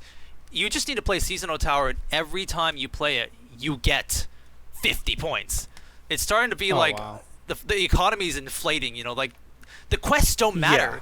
Yeah. Just play the towers. Wait, you said 450. For me, it's 30. For me, it's 50. What level are you Let on? me show I'm you. level 48. Oh, now it's 30. It went from I'm 36. So it went from 50 They're down to actively 30. calibrating. Oh, so the more you actively do it, the calibrating less the you points. get. I see. Yeah. Because I'm checking it right So now. the good solution to this would be to like make it to where you can only do that like once a day or something instead of constantly That's what I thought, too. grinding it. Because the issue now is I understand the comments a bit more because you had said it wasn't that bad, and then I have some comments recently saying it's like really anxiety inducing and stressful. Now I get why, because you can go to bed and then wake up, and if it's like only an hour left, you could be like now not in the top 10% anymore because everybody was grinding while you were sleeping, which is my least favorite thing in the world. Not just for Mortal Kombat, but when I was playing mobile games back in the day, same shit. Like it was so easy to get knocked down to like a lower percent when you were sleeping or something. I saw like a YouTuber who got like the 5% last week, the last like rotation, and all they needed was about like 200-ish points. Like 200-ish points, and you get to the top like 5%, which is 2 weeklies, which can only get you like 100, and then you got to do all the dailies and hard missions. You get 50 per seasonal tower. Now it says 30. So how high do you need to get now? How much farming and grinding do you need to get to the top? And the thing that pisses me off is they added the Shaolin monks like Raiden skin this time into the rotation. Yep, that everybody wants. It's like, do you want that skin? You better fucking grind now. You didn't need to grind for that Kenshi one. That was easy. But you better fucking because grind. I'm always accused of being the Netherrealm shield, let me say, I do not like this. Woo! And what I would do if I was the person statements. in charge, I would make it to where if you ever reach that top 5% and it highlights green, like on your screen right now, then you get that thing. Even if you drop below later on, doesn't matter. At one point, you're in the 5%, you get it. That's how I would do it. That would take the stress out of it. It would also make people play a lot more people would be more eager to jump on right away because it's going to be easier to reach the top 5% at the start than it is at the end. So you get a lot of people playing at the very beginning, which would be good. However, I would add a secondary reward to the right of it that if you end on the top 5%, you get that also. So if you get 5% ever, you get the costume, right? A cosmetic. Who really cares? Why are we making people like lose sleep over a cosmetic? However, if you end on the top 5%, maybe get like 200 dragon crystals or something. You know, like on top of the So the thing that That's what I would do. The thing that pisses me off is I would normally not care because these are just different palettes. But that's the fucking like Shaolin Monks Raiden. That is the default Shaolin Monks Raiden, and there probably will be no other way you can get it. So you better hope you're at that 25%. You better start grind. Like I'm like more anxiety for this one. If it was just a random palette, I don't care. And actually, that's something else I want to bring up because a long time ago I was like, they're not gonna do this, right? No, they can't, and they did, or at least it's been a while, and they did. Every Shaolin monk skin is not in the shrine, and they're all like the hardest like things you gotta grind for to unlock. Shaolin monks Kenshi, Johnny, and Kung Lao were the final seasonal seasonal tower rewards. You gotta get the tower level 80 if you want to get those skins. You want that Raiden skin? You better be playing Towers of Time. Like, no other story skin was like this. Why? Yep. It's like, that annoys me. Like, you have to get... And now we arrive at that interesting conundrum. Yeah. Go ahead. Now, I'm saying, if it's a random cutesy, like, palette, it's like red Kenshi, fine. It's a different, like, version of the Kenshi palette. It's, like, a more interesting palette. But that's the OG story mode palette right there. That... Barely anybody has it in the game right now. Barely. It's like, really? That sucks. Well, I feel like Snake has something he's wanted to say for a while. I was like, no, ahead, it's just that the reason they do it is because it's a way to increase player retention, to inflate the numbers. Like, it really is just a way of artificially inflating the numbers and saying, because here's the thing people want, they will play more to get it. Whereas you'd have less players overall if you just said go to the store and buy it. Or I guess even if it's just a special palette, you know, and shiny keep in palette mind, or something you've like that. seen the state of Warner Brothers' other big live service game. They need this. They need this bad. They need to have player numbers up, because it's certainly not going to be from here's Deadshot's gravity defying I was about to influencer thief daughter. That's not going to retain players. Snake. That's the newest character in that game, really. Are you talking about Lawbreaker, my favorite DC character, Lawbreaker? Snake. I hate the fact that just a couple weeks ago you brought this up, being like, they're gonna do this for Cassie Cage. I'm like, no, and then they do it in the Sushi Squad with Lawbreaker. Literally the influencer It's angle. so sad that the studio that made the Batman Arkham games is more out of touch than NetherRealm. Because no one wants this. You can look at stuff in NetherRealm and go, okay, well, maybe some people would want this. Maybe some people would want a covered up version of Lee May from Deception. No one on this planet wants Mrs. Freeze and Lawless. Get out of here. What are you talking about? Yeah. And cosplay it's Joker. funny too, because they also ripped it off from My Hero Academia. Like, they straight up copied one of the villains in My Hero Academia, who's called Gentle Criminal, because he vlogs his thievery and streams it, but he never actually physically hurts anybody, which is why he's the gentle criminal. He just, like, burgles you.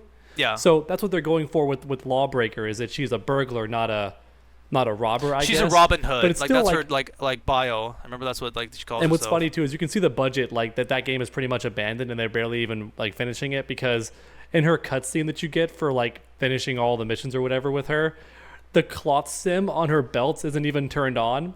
So her belts in the back are just stiff and sticking out for no reason. That's how little they tried. You want an moment. She gets on the Suicide Squad's case for being like, you guys let the government put something in your body and you don't know what it is. And it's like, is she an anti-vaxxer? What the hell is going on? No. I do not. I'm ending this fucking episode after hearing that, dude. No. Yes, you let them. It's super funny. And she acts like it was their choice, when in reality they were forced to stick them in. They weren't allowed to ever leave. Forced.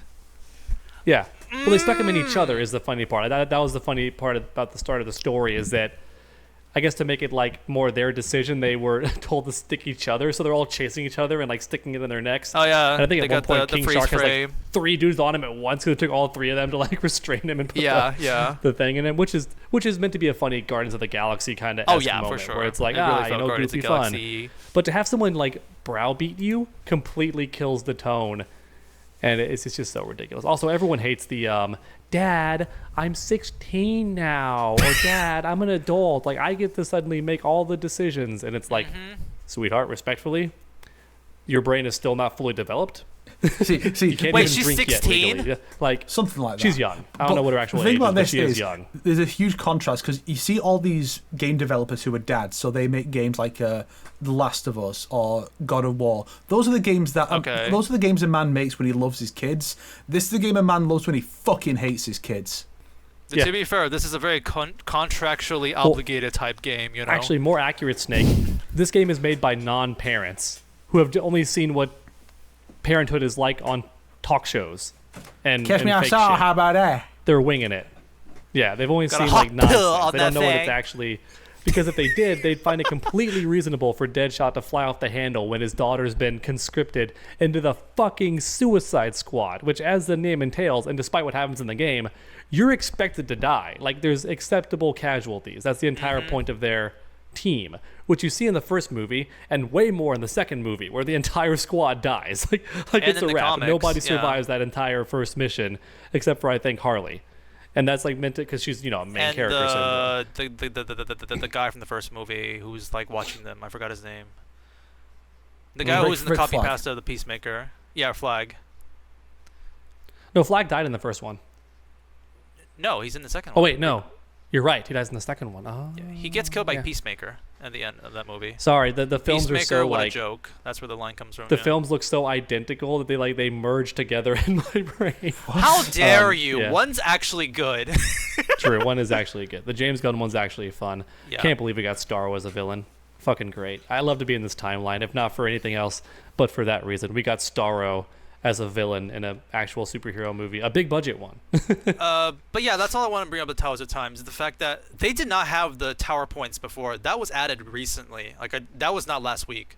So now that they added that, it made Towers of Time way worse in my opinion. But I will still give credit. Doing weekly gives you Dragon Crystals. That's awesome. And also, the missions are very easy. Some pretty grindy, like do fatalities 30 times. I got a mission that was deal 30,000 damage, and I'm like, okay, let's see how long this takes. I did 1 tower, done. What the 10 minutes? Like that's way better than that's way better than Mortal Kombat 11 when it was like spill this many pints of blood, and it That's actually what I took thought a too. long time. They still have that. As Oh, a it's easier mission. now? I haven't gotten that yet, but yeah, Oh, okay. it could be. I mean, that was my range fear from though, that grinding it would be way Thing too is- ridiculous, and my fears have been confirmed. It's really annoying and a pain in the butt to be top 5%, which sucks. Those pints of I blood wish it Absolutely. was ones. So just I reach this probably certain would not amount of care about points the and top you're good. 5%, So unless those, if it's a reptile skin. the ones for spilling so many pints of blood, does it actually give you extra points in that if you do fatalities? Don't know. I think it's just normal How do you gameplay. calculate that? Which it should be. It should be like, oh, you do fatality, lots of blood spill. There you go. That should contribute. How do you like what would be the most blood in a brutality or a fatality? Like, how do you calculate that? Yeah. I know this is where it's like very hard. Well, to Netherrealm's tell. really bad at this in general because they'll have challenges where it's like, okay, daily challenge, do so many fatalities, and I think in a weekly challenge it does count Perform it does count okay. cameo fatalities, but in a daily one it doesn't, or something like that. Like the rules are different depending on where the challenge is. In some of these, it makes no Oh. sense, and then they just I have and sometimes it's just really weird. Oh no, that's the main one. It's like do 25 fatalities, right? 20. You can do the same one over and over again. But if it's like do 3 fatalities a daily, they have to be 3 unique ones. It just doesn't tell you that. also when it tells you to do fatalities, that means not animalities. That Yeah. sucks. Like that annoys me. I'm Yeah, like, the okay, what the the new thing they just introduced, there's no challenges for doing it. Yeah. Other than the Towers of Time specific ones, where most of them at this point are like, do 2 animalities as Havoc or as Sub-Zero. I think those are both currently the ones that are available for me. Nah. Here's an interesting thing I just got. Apparently, you can get a cage coin in as one of the mission rewards. Yeah, So- I got one of those. That's cool. So you can go play the arcade more if you wanted to. You could do that, or more. you I'm could gonna just go. start doing every single one of those. Or you could just go to the store and buy, And just beating and up buy everything. Mileena right now for 500 dragon crystals. Oh, she out?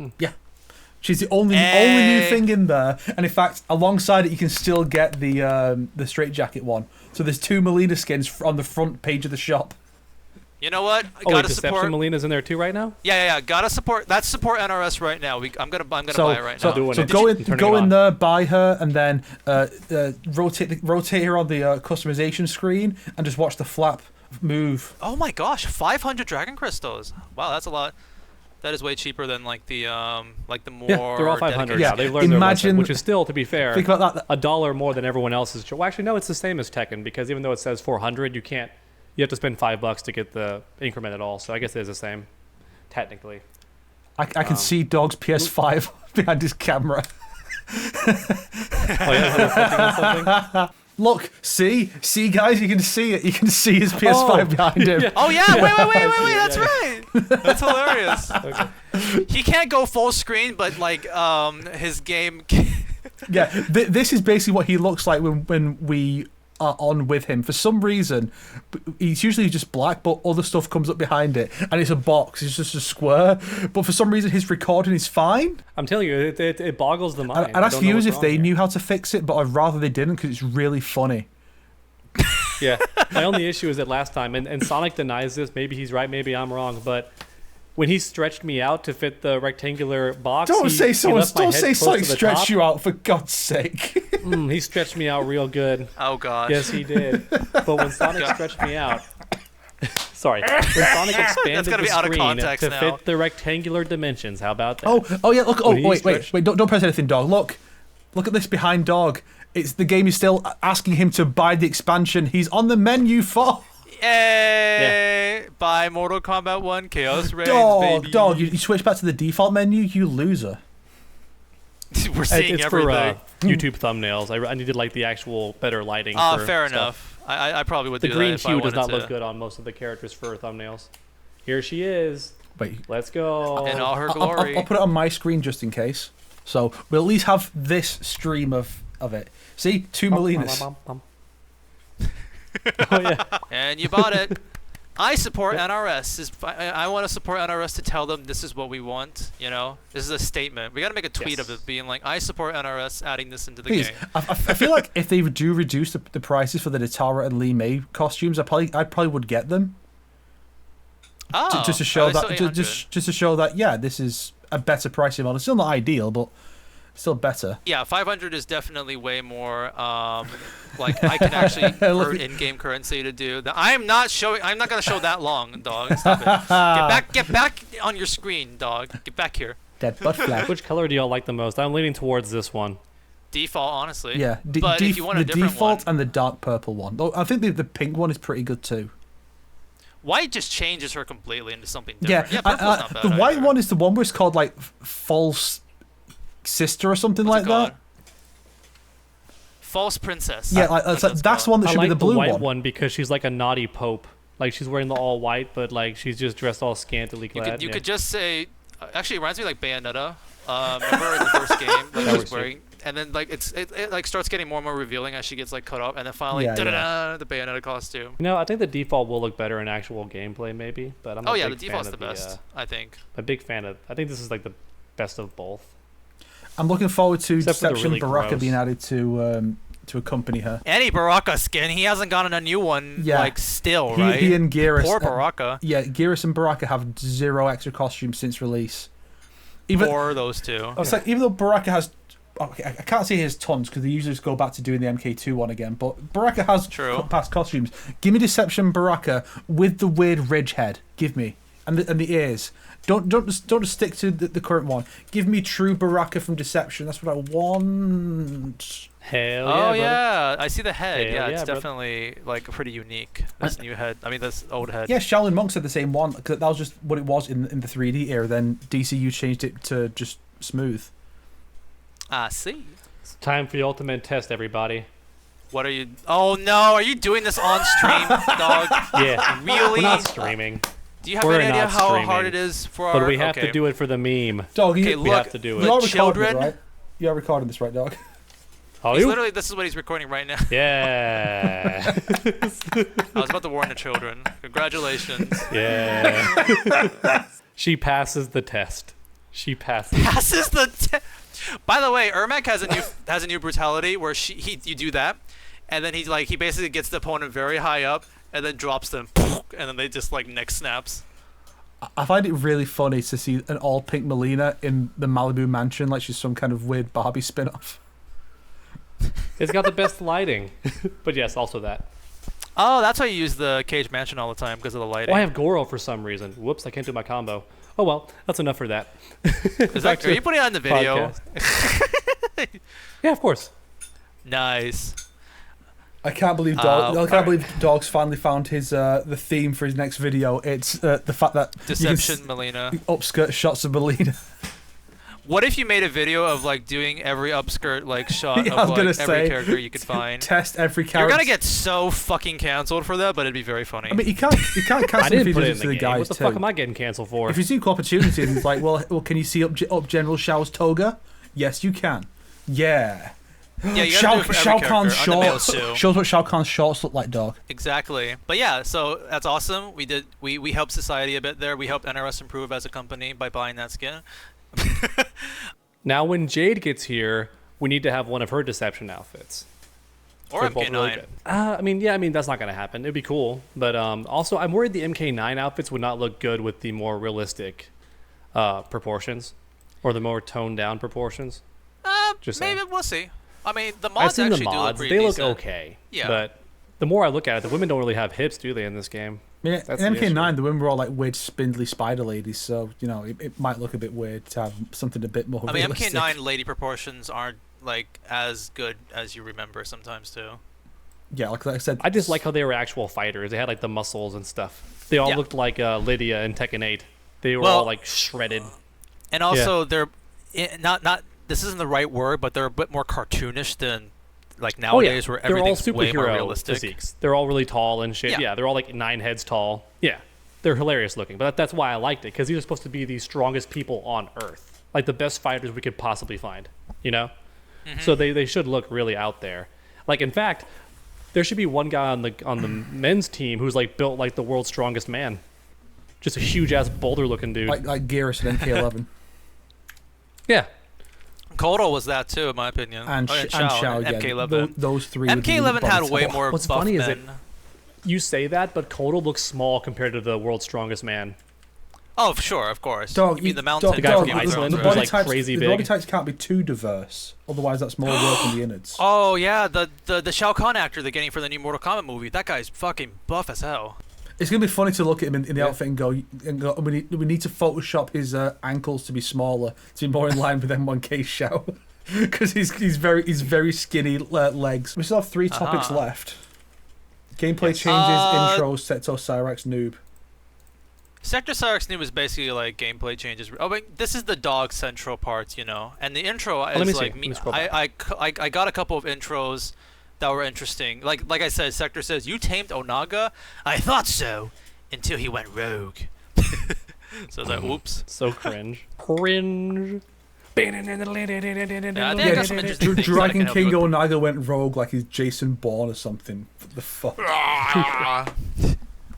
But I got some intro dialogues I think you might like, Snake, because it might help you with the lore shenanigans and whatnot. And there's also definitely some intro dialogues here I'm looking up that's just so weird because they feel like cut content. There are intro dialogues that imply Shang abducting Sector for some reason. And also there's some that say Sector was hired by Shang and Quan Chi to capture specifically Noob Saibot, not like Sub-Zero. Oh no, it's like a spoiler for Story Mode Part 3. Like they put him in by accident. Oh, you think so? Oh shit. You think it's Story Mode Part 3? I thought it was cut content. Oh, I didn't think about it Well, this way. because keep in mind that well, I guess like because maybe in between they get separated from Noob Saibot in the original story. Like she sees that it's him and then gets separated and then is told by Shang Tsung to get him. Maybe, but also in her own arcade ladder ending, it's very brief, but she does mention Bihan's foolishness. Like she gets mad at him a little bit for his like actions. So maybe she's already starting to turn on him. You know, these dumb men don't know shit. It's matriarchy up in this bitch. Men's time is over party. There was one intro where it just baffles me. Like I'm very confused with. I'll just read it verbatim. Noob Saibot, your new power rivals your sister's katana, which makes it good she and I aren't ones. Aren't ones? I'm gonna paste it right here. This is what it was like. Because I copied it Like from they're like not the warehouse. siblings. I don't know. What does this mean? What new power? This I'm is telling such you, a. Story Mode Part 3 got leaked, man. I'm telling you. Oh, that'd be cool if this is related to the story. How much you want to bet that like in Part 3 they finally, because we've never seen her do it in cutscene. We've only seen her do it in gameplay. They finally explain like where her wind powers come from, and she's not just fans. Like she actually has wind manipulation. I mean, I don't need them to explain it, but okay. I'm just saying. Otherwise, what's the new power gonna be? Like, what else has Katana ever done? Maybe this is Titan Katana. Maybe your new power. No, Could be. that's not new. I don't know. Such a weird one. I'm also wondering if these could be costume-specific dialogues that got cut. Like maybe if you play as Chaos Sector, you get this line because Chaos Sector was sent to get Noob Saibot and retrieve him. Maybe. There's or a bunch Chaos of Shang. There's a bunch of new dialogue with Nitara. Every single character she interacts with, Noob, Sector, Cyrex, she all has like new fumbled lines. So there's more to the collection of bad voice acting from Megan Fox. There's one where Nitara says like, "I'm gonna like run you dry, I'm gonna run you dry, Noob Saibot. I'm gonna like squeeze you dry," and Noob Saibot is like, "That's pointless because I don't have blood," and it's like that's not. Yeah. But you do have blood. If you do a fatality on Noob Saibot, like there's blood. It's all chaos juice. Ah, sure. I just checked to make sure that line is exactly as in the game. Yes, that line is in the game, fully voice acted. She and I aren't ones. It's a weird way of putting it. What the hell? This is what I mean. There's like either cut content or like Dog is saying, like the DLC 3 maybe. Oh man, could you imagine if like they somehow try to still make them not siblings? Like Sindel just lied to them the same way that Shao lied and raised them together. I don't like think. maybe Mileena was Jared's kid outside of wedlock or something, and I mean, Mileena. Well, the twins, identical twins, they have to be either twins or one is a clone. You're going for the They do clone look plot very if you're similar, saying that's like for that. sure. Unless the twist is that Mileena is actually Kitana from an alternate timeline, and Sindel knew the whole time, which wouldn't make sense. That'd be interesting. But Doesn't make I'd like sense, that. yeah. Because the timeline being ripped was like a new thing, you know, like the multiverse stuff. But before that, it was all in their universe. Let me see what else I've got here. Sindel's soul wants revenge on Bihan. She says, like, Ermac says that to Noob and Sector, which I think is so funny. There are so many. It's like, it's your fault. Sindel is dead. Bihan, it's your fault. And it's like there's more like maybe 5% or something. It's like there's way more culprits out there. No, he had literally nothing to do with it. Because he wasn't a long time co-conspirator. It was, we see it in the story. He's like, he gets convinced by Shang, gets knocked out like 10 minutes later, and the bad guys carried on as they were. Sub-Zero had nothing to do with it.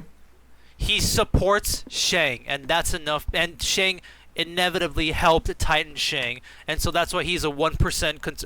It's funny when they're like Sector was complicit with like Sindel's. No, Bihan didn't even come back to tell the Lin Kuei about the Shang Tsung situation yet. Literally, Sector is super innocent. The Lin Kuei are innocent in this whole situation. Yeah, so that's really funny. Which once again is why Cyrax should not really feel any guilt at all, but Kuai Liang's just being an asshole. Oh, absolutely. Like, you have to do what your officer tells you to do. That's how the military works. You brought that up. I did like that. Like, Yeah. I wish they went more with that angle. I brought up before Sub-Zero, Noob Saibot, like their intros are There pretty it cool. is. If you There's look our up man. theirs.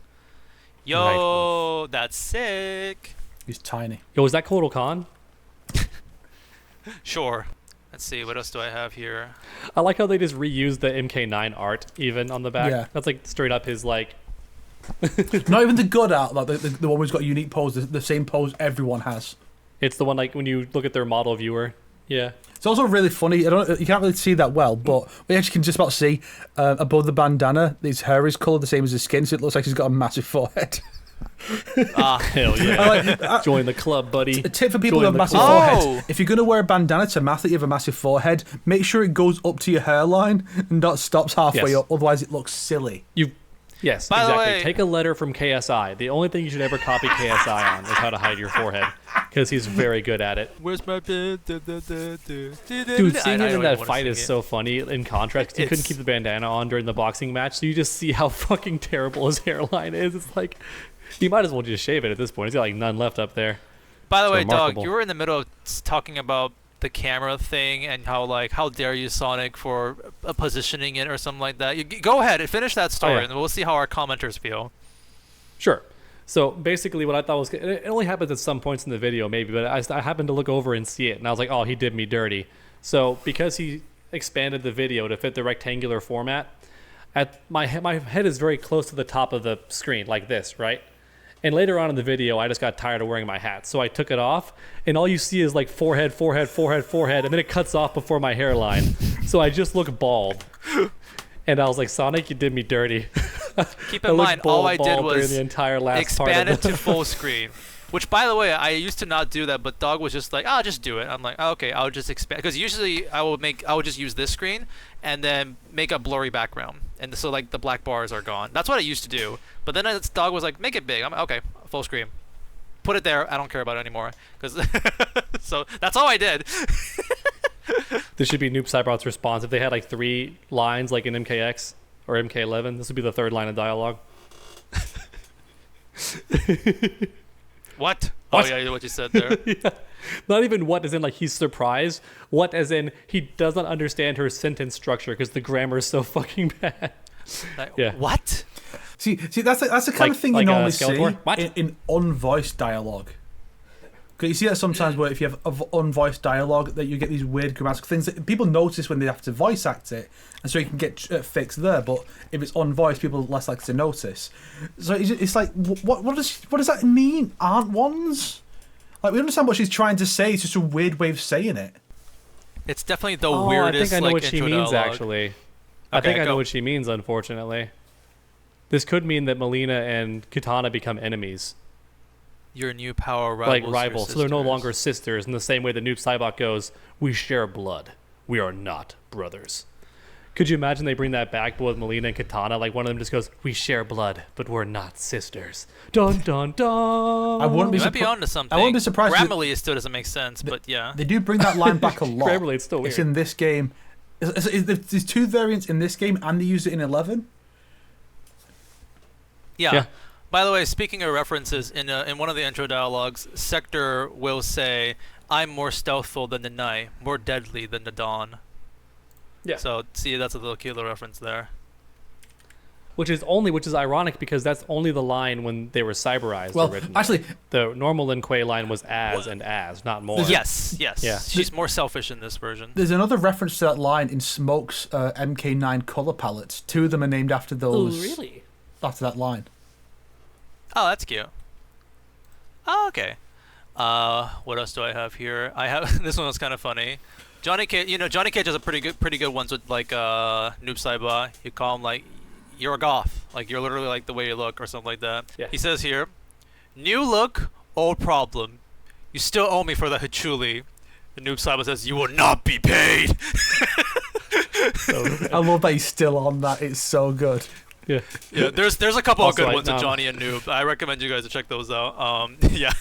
I'm only going to bring this up because I want Sonic to put it on the screen for everyone to see, but there's that hilarious artwork on Twitter by this guy who just keeps doing great Khaos Reigns art, but it's the little plushies of Noob Saibot, and someone's pushing all the hoods back to make fun of the fact that he's I saw bald that underneath one. the hoodie. And it's like a little note from the store owner, like, "Please stop pushing the hood back on all the dolls. Yes, we get it. He's bald." Please stop. And it's Smoke doing all of it and like laughing, and then Noob's bald underneath his hat. Yeah. Sector trained Smoke based off of their dialogue, like she was the mentor of Smoke, so that's a little interesting lore bit there. Whom? Sector has a intro saying her father's name is Long Wei, and he trained with Baraka. So more interesting tidbits of lore right there. It's my way or the long way. The the Long Way. There's a couple of other interesting ones, but I'll bring up my favorite one. Reptile has a couple pretty funny ones with like Cyrex, but the one that I think is my favorite, Cyrex will say, "So how does a demon and a lizard?" And Reptile will say, "You don't know me well enough to ask that." He just straight up says that. I'm like, damn, going right there. It's like Avatar. It's in the ponytail. He keeps it under his hood. He's got one of those gross, like, tentacle ponytails that interlock. Yeah. Oh, I forgot this one. Okay, Sorry dog, to spoil it for everybody. I know it's a big reveal in part 3, but that's how you're gonna like this one. one, dog. Because I remember, dog, you said a long time ago, it's like, didn't Sector build those armor? Like, why doesn't she just hack it? Or like, we made up all those funny, like, what's the thing? Oh, yeah. Like, headcanons about, like, doing, like, little inconvenient things to Cyrex. There's an intro dialogue between two sectors, and one of the sectors will say, "Once I crack its passcode, I'll control your armor." So maybe each armor has like a passcode or something. They acknowledge it. They acknowledge the fact Is that Sector like, the one saying that? well, they're two sectors. It's like this is a mirror match. Oh, okay. So I wonder if that's also why she can't just crack Cyrex's. Well, Still makes no Okay. sense No. because she would know the passcode to Cyrax as she To gave Yeah, it. be fair, there's no way that to be there's, fair, there's no way in the that story that- mode- there's no way that in Sub-Zero's Lin Kuei he wouldn't have access to all the passcodes, and Sector, Yeah. the one person he trusts, would also have access to all the passcodes. That doesn't So make here's any the thing. sense. In the story mode, Sector and Cyrex never become enemies. Like, they're forced to work together. So in that sense, there is no reason why she'd have to shut her down. There is also another intro dialogue where someone asks Cyrex, "So how do you like maintain your armor if you're not working with Sector anymore?" And Cyrex says, "I have people in the inside who help me out." I was like, "Okay," like someone in Hydro. the inside. Hydro. It's the guy with the goggles in the arcade ending with like making the armor in Sub-Zero's arcade ending or something like that. I love how on Twitter it was like, shout out to this guy, who everyone thought was Sector for 5 minutes. Oh yeah, exactly. Making a cameo fighter. Sector! That'd be cool. The cameo fight. So, yeah. The cameo fighters for season 2: Madam Bo, Damashi, Harumi, the Chaos Preacher, because people drew attention to him for some reason, and then this guy, Who's Damashi? Chronica. Oh, you're talking about the. Oh, okay, I see. You I thought you were making a Titan fool! Shang. I'm like, what? Well, it was Titan Shang Tsung in this timeline, so come on. Well, in the It other just timeline. means liar, Blah, blah, doesn't it, or trickster? Yeah, Damashi means trickster. Oh, literally, in one of the intro dialogues, it's like, oh, he pretended to be Damashi because Damashi was the most impressive trickster in the universe, so he took that name, Titan Shang Tsung, or something like that. But yeah, those are some of the cute intro dialogues I found. Meanwhile, it's just a reference to fucking deception. Pretty Yeah. much, yeah. Damashi. I guess the last topic we have is all the True Underdog show. He gets to talk about all the gameplay changes, Sector Cyrax and Noob Saibot's gameplay, the cameo changes, the character changes. It's up to you. You know, you just say what you want. You know. Honestly, there's not too many of note that I'm sure people don't already know Is that about. Darkseid? This is Wukong from Fortnite. Wukong, yeah. It's Oh my Sun gosh, it's Wukong from League of Legends. Wait, is that Wukong from Fortnite? Seriously? Yeah, the Chug Jug on his back. Oh yeah. Oh, that's cool. There he is, baby. That's him. Interesting. That's our Even man. before I fell into the Fortnite rabbit hole, I've been. You already had it. Yeah, because it's Wukong. I like him. He's a cool Cute. guy. So, I guess I'll give a brief rundown. So, Noob Saibot is the most fair character. He's also the most difficult to use, but tier-wise, he's the most fair. He's got really high combo damage, but he doesn't have any absurd mix-ups or crazy gameplay that is going to cripple you, right? You can still play how you want to against him. Sector is barely outside the top 10. Like, she's really good. Oh, She has a okay. bug right now that still hasn't been fixed, where she can keep amplifying her flamethrower indefinitely, which is not supposed to be a thing. She has the same glitch that Homelander has, where it just doesn't cost meter to keep doing it. And that can make her safe in a lot of situations. She's good. I think Sector turned out to be really good, especially with certain cameos. The cool thing is Motaro is her best partner that I've found. Oh, nice. And I just love that Motaro's getting use. I feel like without Xiao, nobody really played Motaro, so I'm glad that he's getting more representation.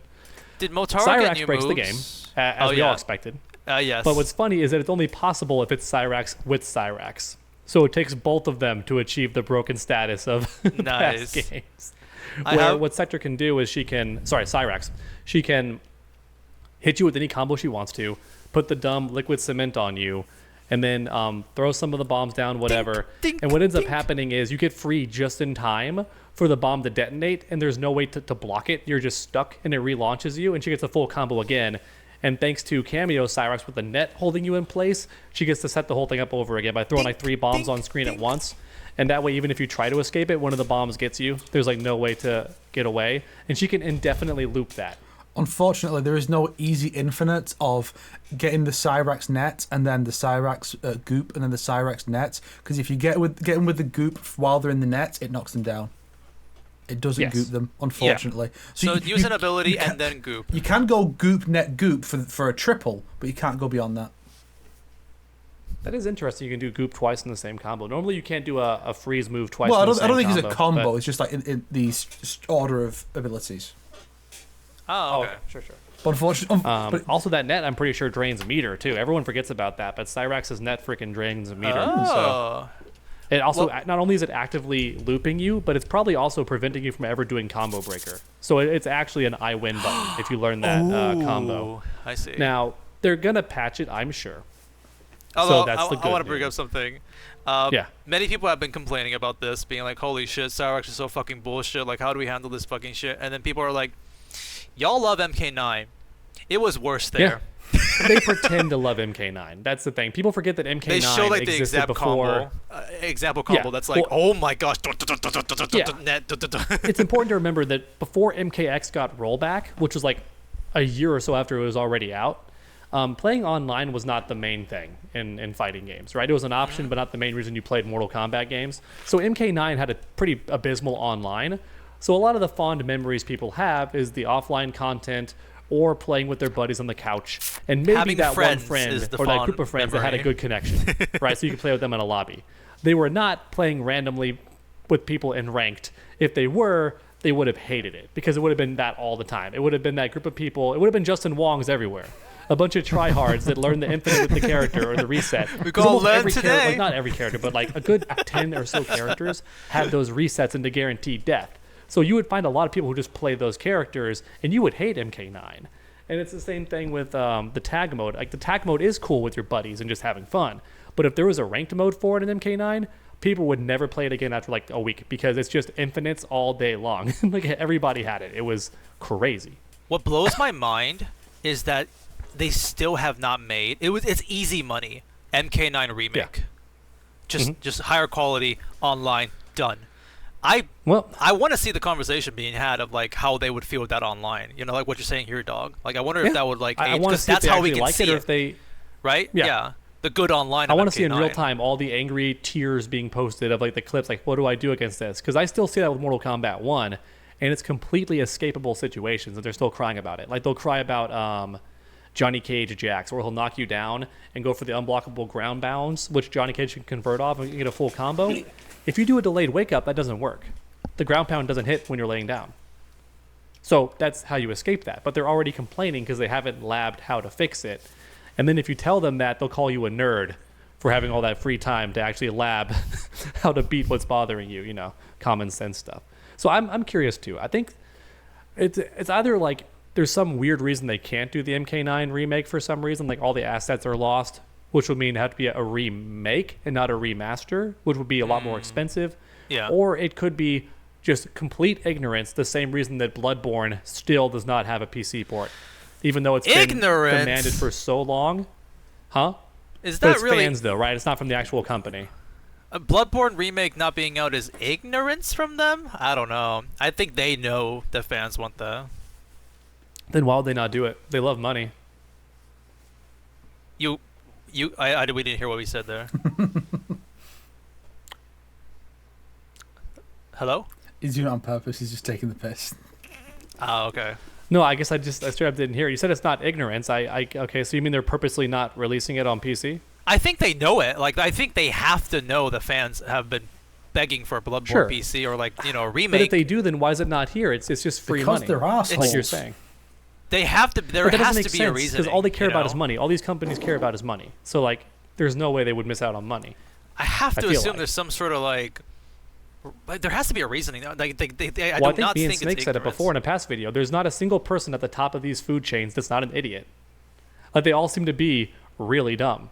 I mean, Concord got made, and it cost $400 million. Nobody at any point said no one wants this.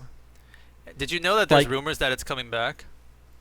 It has to come back. There's no way they're going to let it die. Like, I think it's dumb they're going to do that, but there's no way they would just give up on it. It's too much money spent. They're going to try something. What they're probably going to do is make it free to play like the original plan was. Oh, yeah. I mean, like everyone says, but they're going to do what MK1 did at the start and make everything that's purchasable crazy expensive just for the whales.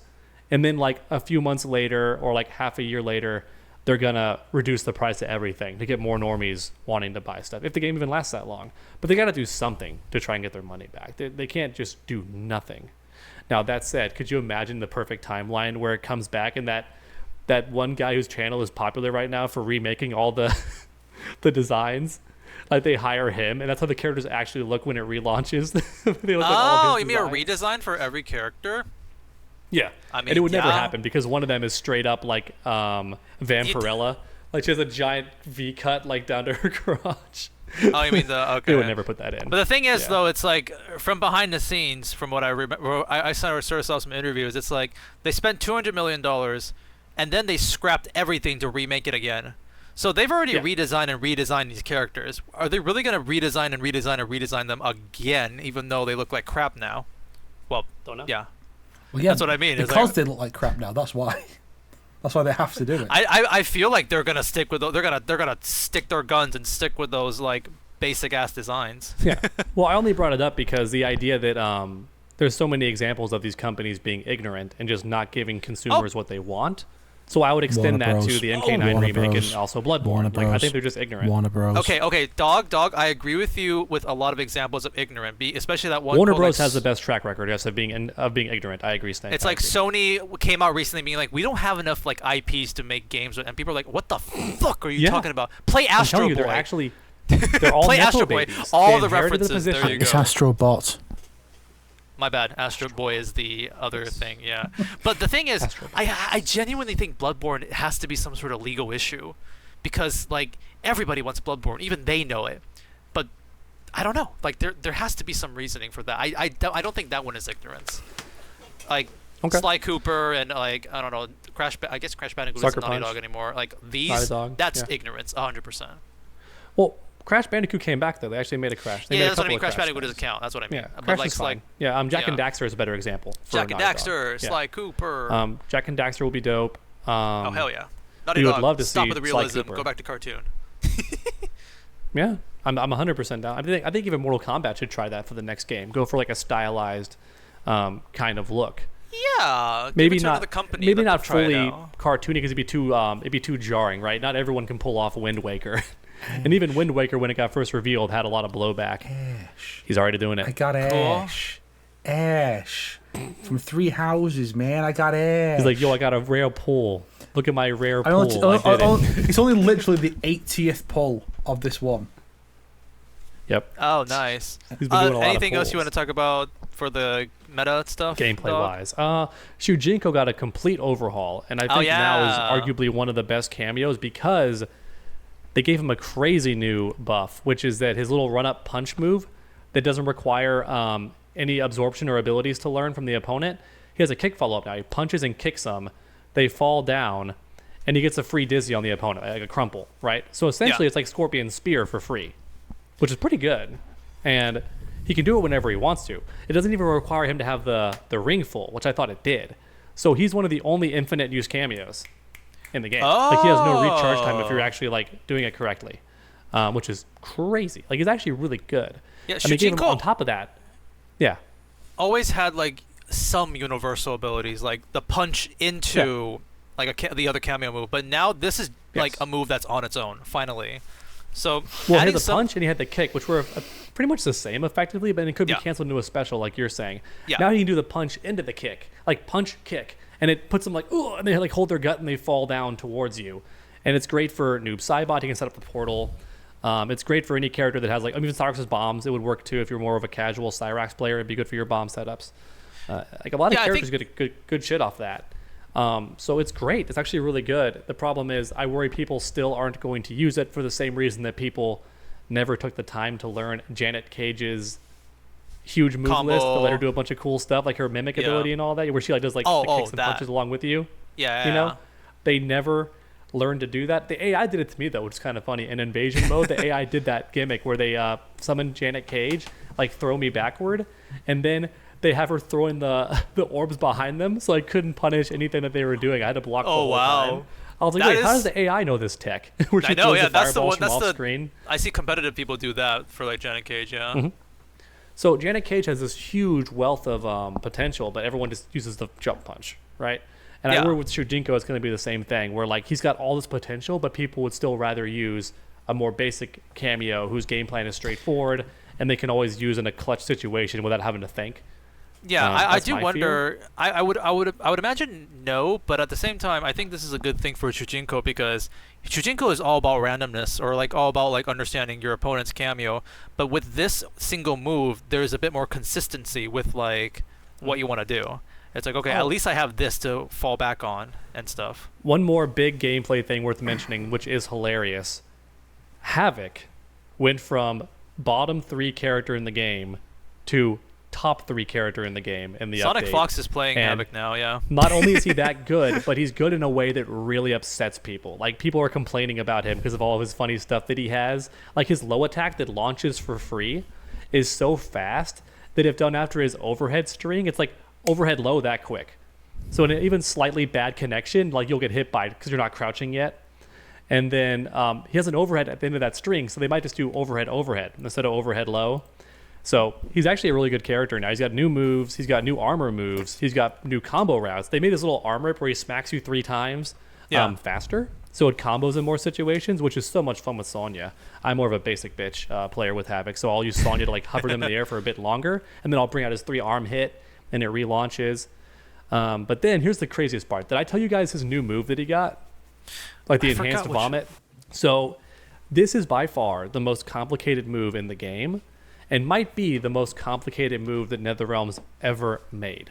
And I can't wait for the day that somebody actually learns it. Maybe Sonic Fox already has, but let me explain it. So he always had Okay. the EX roll where he vomited on you, right? Yes, And let that yeah. little stream attach to you. It costs 2 bars. Well, in the update, they gave him an EX neck snap. the unblockable that's guaranteed and restands you, you Yeah. can spend bar on that now also if you want. So all 3 bars have been spent. Well, what do you get for spending all 3 bars on these 2 moves back to back? Well, Havoc lights on fire, and every single thing on your controller gets flipped. Your block button is now left trigger. What?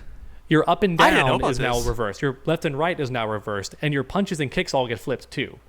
So everything's different for you. But in exchange, what you get is infinite meter. Like every EX move you do costs nothing now. It will not spend any meter because it's all gone until that fire runs out. And I tested it for fun. You can loop it. If you manage to land the EX vomit again and the EX next step again before the timer runs out, like for the blue fire on you, you can loop it and just have infinite meter the entire game. I did not know The about confusing this. part is everything's backwards. So even the jump forward is now down back at the same time as the jump forward. And the roll is now forward back square instead of back forward triangle because the punches get flipped too. So it's all very, very confusing, which makes perfect sense for Havoc. He's chaos, you know? Rah. Yeah. I And- like that from a game mechanics standpoint. Yeah. Yeah, and the truth is, anyone who learns combos knows that it comes down to muscle memory at a certain point. You could do it blindfolded, right? So Yeah. as long as the player memorizes these combos, like the buttons themselves, it doesn't matter that it's flipped. They're not thinking about how the buttons are flipped. They're just Exactly. memorizing the pattern with their fingers. So once you get muscle memory down, these what should be complicated combos are going to be easy. Like everyone will be able to do them if they just take the time to learn them. So I can't wait for a pro player to actually pull that off, or just a skilled player at a tournament to activate that crazy nonsense and then just keep looping it. Because again, Havoc is strong. Got the hard to block low overheads. He's got the really tough armor move that launches. He's got a bunch of good stuff now. The instant overhead launches too. His jump kick, if done instantly, like it launches for EX. So if you just memorize this shit, you're gonna have a really strong character. Yeah, I'm And gonna he's already pay top attention 3 without to- all this. Oh wow. Yeah, I want to pay attention to some high-level Havoc plays now if they ever do this, because like noob sidebots like embrace chaos. That's pretty hype whenever they use it. But now with this Havoc thing, I want to know, because now that I know this behind-the-scenes stuff, if somebody pulls off some really impressive combos, that's really impressive. Yeah, I want to see it. And the sad part is, people who watch casually aren't even going to get how hype it is that all the Yeah, buttons are right? backwards. Because at first I thought it was all random, like they just randomized the buttons. Oh, 'Cause that's what messed it up says then, in yeah. the description. And if that was the case, it would be useless because you never have Yeah. time to learn the order in time. But no, it's always the same. It just flips it, which is hilarious. I love how even the block button becomes left trigger. That's so funny to me. I worry for people who play keyboard and mouse. Oh shit! How do you even keep track of that? Actually, So no. just do Can you this. imagine they're playing on keyboard and mouse, and when they activate the thing, they just flip the whole keyboard instead of playing upside down? No, perfect. worse. It's like you play keyboard and mouse, and it's like every keyboard and mouse player's worst nightmare. WASD becomes the arrow keys. No. I just thought of something. I just thought of like the worst thing that someone could do. Imagine they do the combos on the keyboard, and when they use the ability, they press like a button that like switches all your keyboard buttons to like flip over, so you basically go back to your normal controls. It's like a cheat in a way. I don't think they'd do that, but that'd be really funny. Oh man, but yeah, that's pretty much it for the gameplay stuff. Outside of that, I'm pretty sure everyone who's been playing the game even a little bit is aware of like the cameo adjustments and the tiny tweaks here and there. Yeah. Sub-Zero is still not good. I don't think he's bad either, but he's not great. A lot of the low tiers Sub-Zero. got buffed, so poor Sub-Zero. Yeah.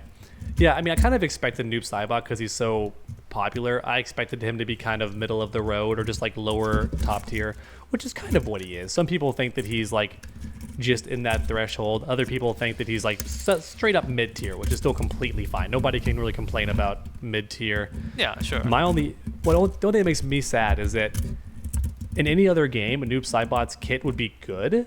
It's just that in Mortal Kombat you have Combo Breaker. So the fact that his main gimmick is, yeah, I don't have any crazy mix-ups, but when I touch you, like, this pain is coming.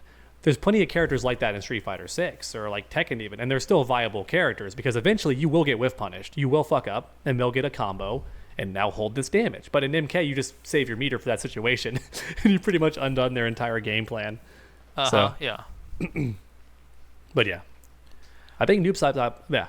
I think Natara is still the highest damaging character too. So even if you want to main Noob Saibot, just main Natara if you want damage. She gets 50% on every touch for just 1 bar. Yeah, but Noob Saibot's cool, and Natara's voiced by Megan Fox.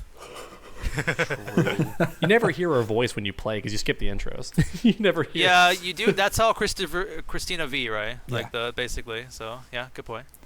So technically speaking, because we only hear her grunts when she's getting her shit rocked in the cutscenes, Khaos Reigns Natara is actually voiced exclusively by Christina V. That's true. That is actually really true.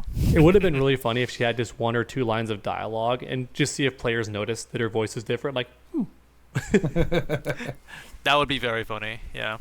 oh boy. It's funny because Christina V actually did that in Street Fighter V Season 3. Because in Sakura's story... No, it's not Sakura, it's... Her friend? From rival schools. Okay. Was Akira. In her story, Ibuki is voiced by Christina V. But only then. And so she barely has any lines. Yeah. But she did take over. So they could have just done the same thing and been like, yep, Poor Christina V. It's weird that she doesn't play anyone. It's just the Battlegrounds. Like, not even an NPC in the story. I know. Like, she is, like again, a competent voice actress, so that is very funny. But anyways, let's end the episode because, like, I don't want to edit, like, another 10 minutes of our rambling. Oh. Dagger. Muscle, dog, muscle, lady, muscle, lady, muscle, lady. Yes, what about her? Oh, hey, cool. Yeah, no, I like. Oh, hey. That's actually a nice middle. That's actually a nice middle ground too. She's not like too muscular. I think if that's how. Although she is doing that thing my mom hates, which is like, muscular women don't have boobs. Who cares? Is this how we're ending the episode? My mom. My mom is very anti-muscle. There is a she very. believes it's not how women are supposed to be. There is another character who's very even bigger muscles. That's also in the game, but you can't get her yet. This is a Fire Emblem character. This is a Fire Emblem character. This is. I'm literally looking at this class is too boring situation. There are 2 people using their phones at the end of this, like, the class G. This is a phone. End the episode. This is a phone. No, wait. No, it's a technical we're not ending you it can yet. call on it. No, I've been waiting for this. Okay.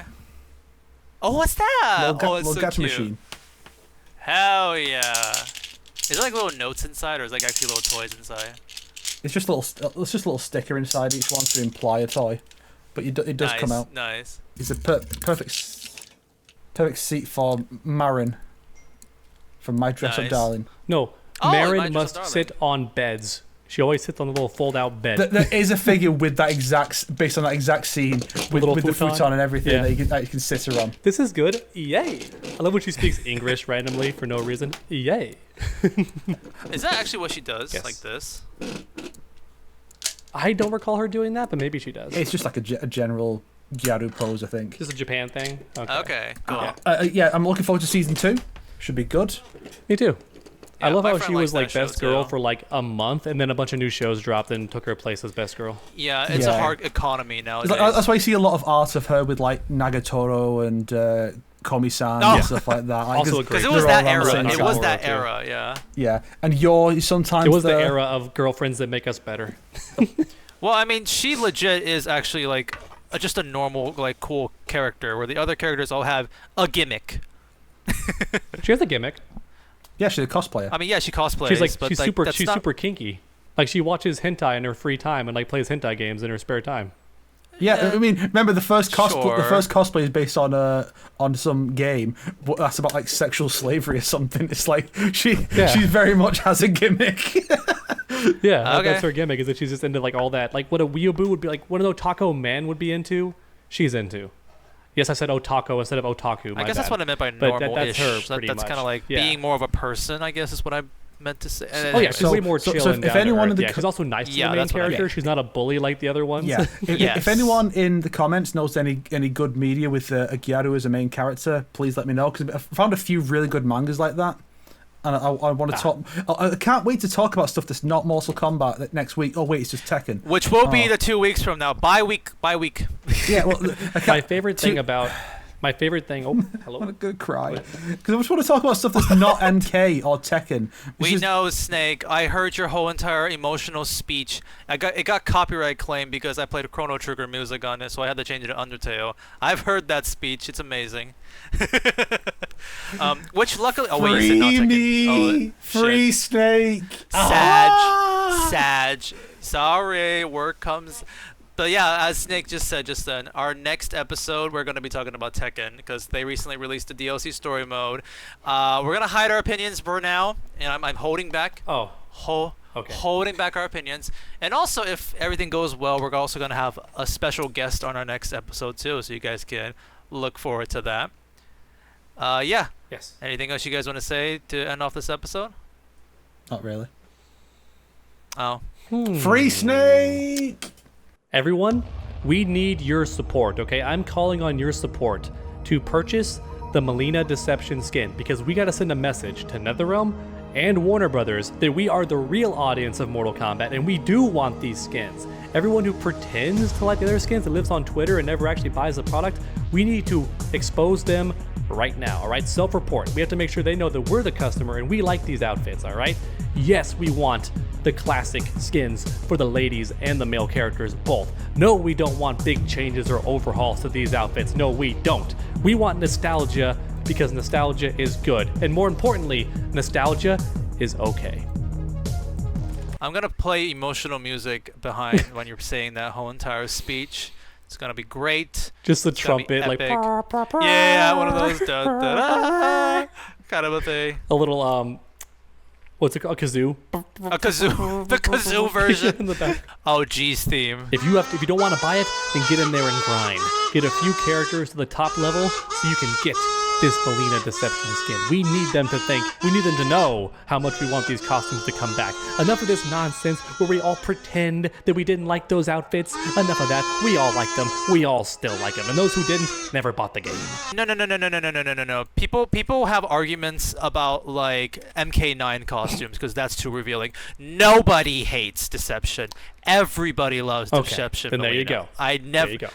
Even the fans who hate MK9 skins love Deception Mileena, okay? So no. Also, the Shaolin Monks outfits are really good, like for pretty much everybody. So those should also come back. Yeah, I'm a big fan of how Mileena, Jade, and Katana look in that game. Oh fuck. My audio stopped recording. Good, because we ended the episode. We were trying to end the episode. Okay, Snake died. That's how we're ending this episode. Bye, guys. I like feet. I like smelly feet. This time he died because his audio got cut off. Bye, guys. Just keep shooting him. Yeah.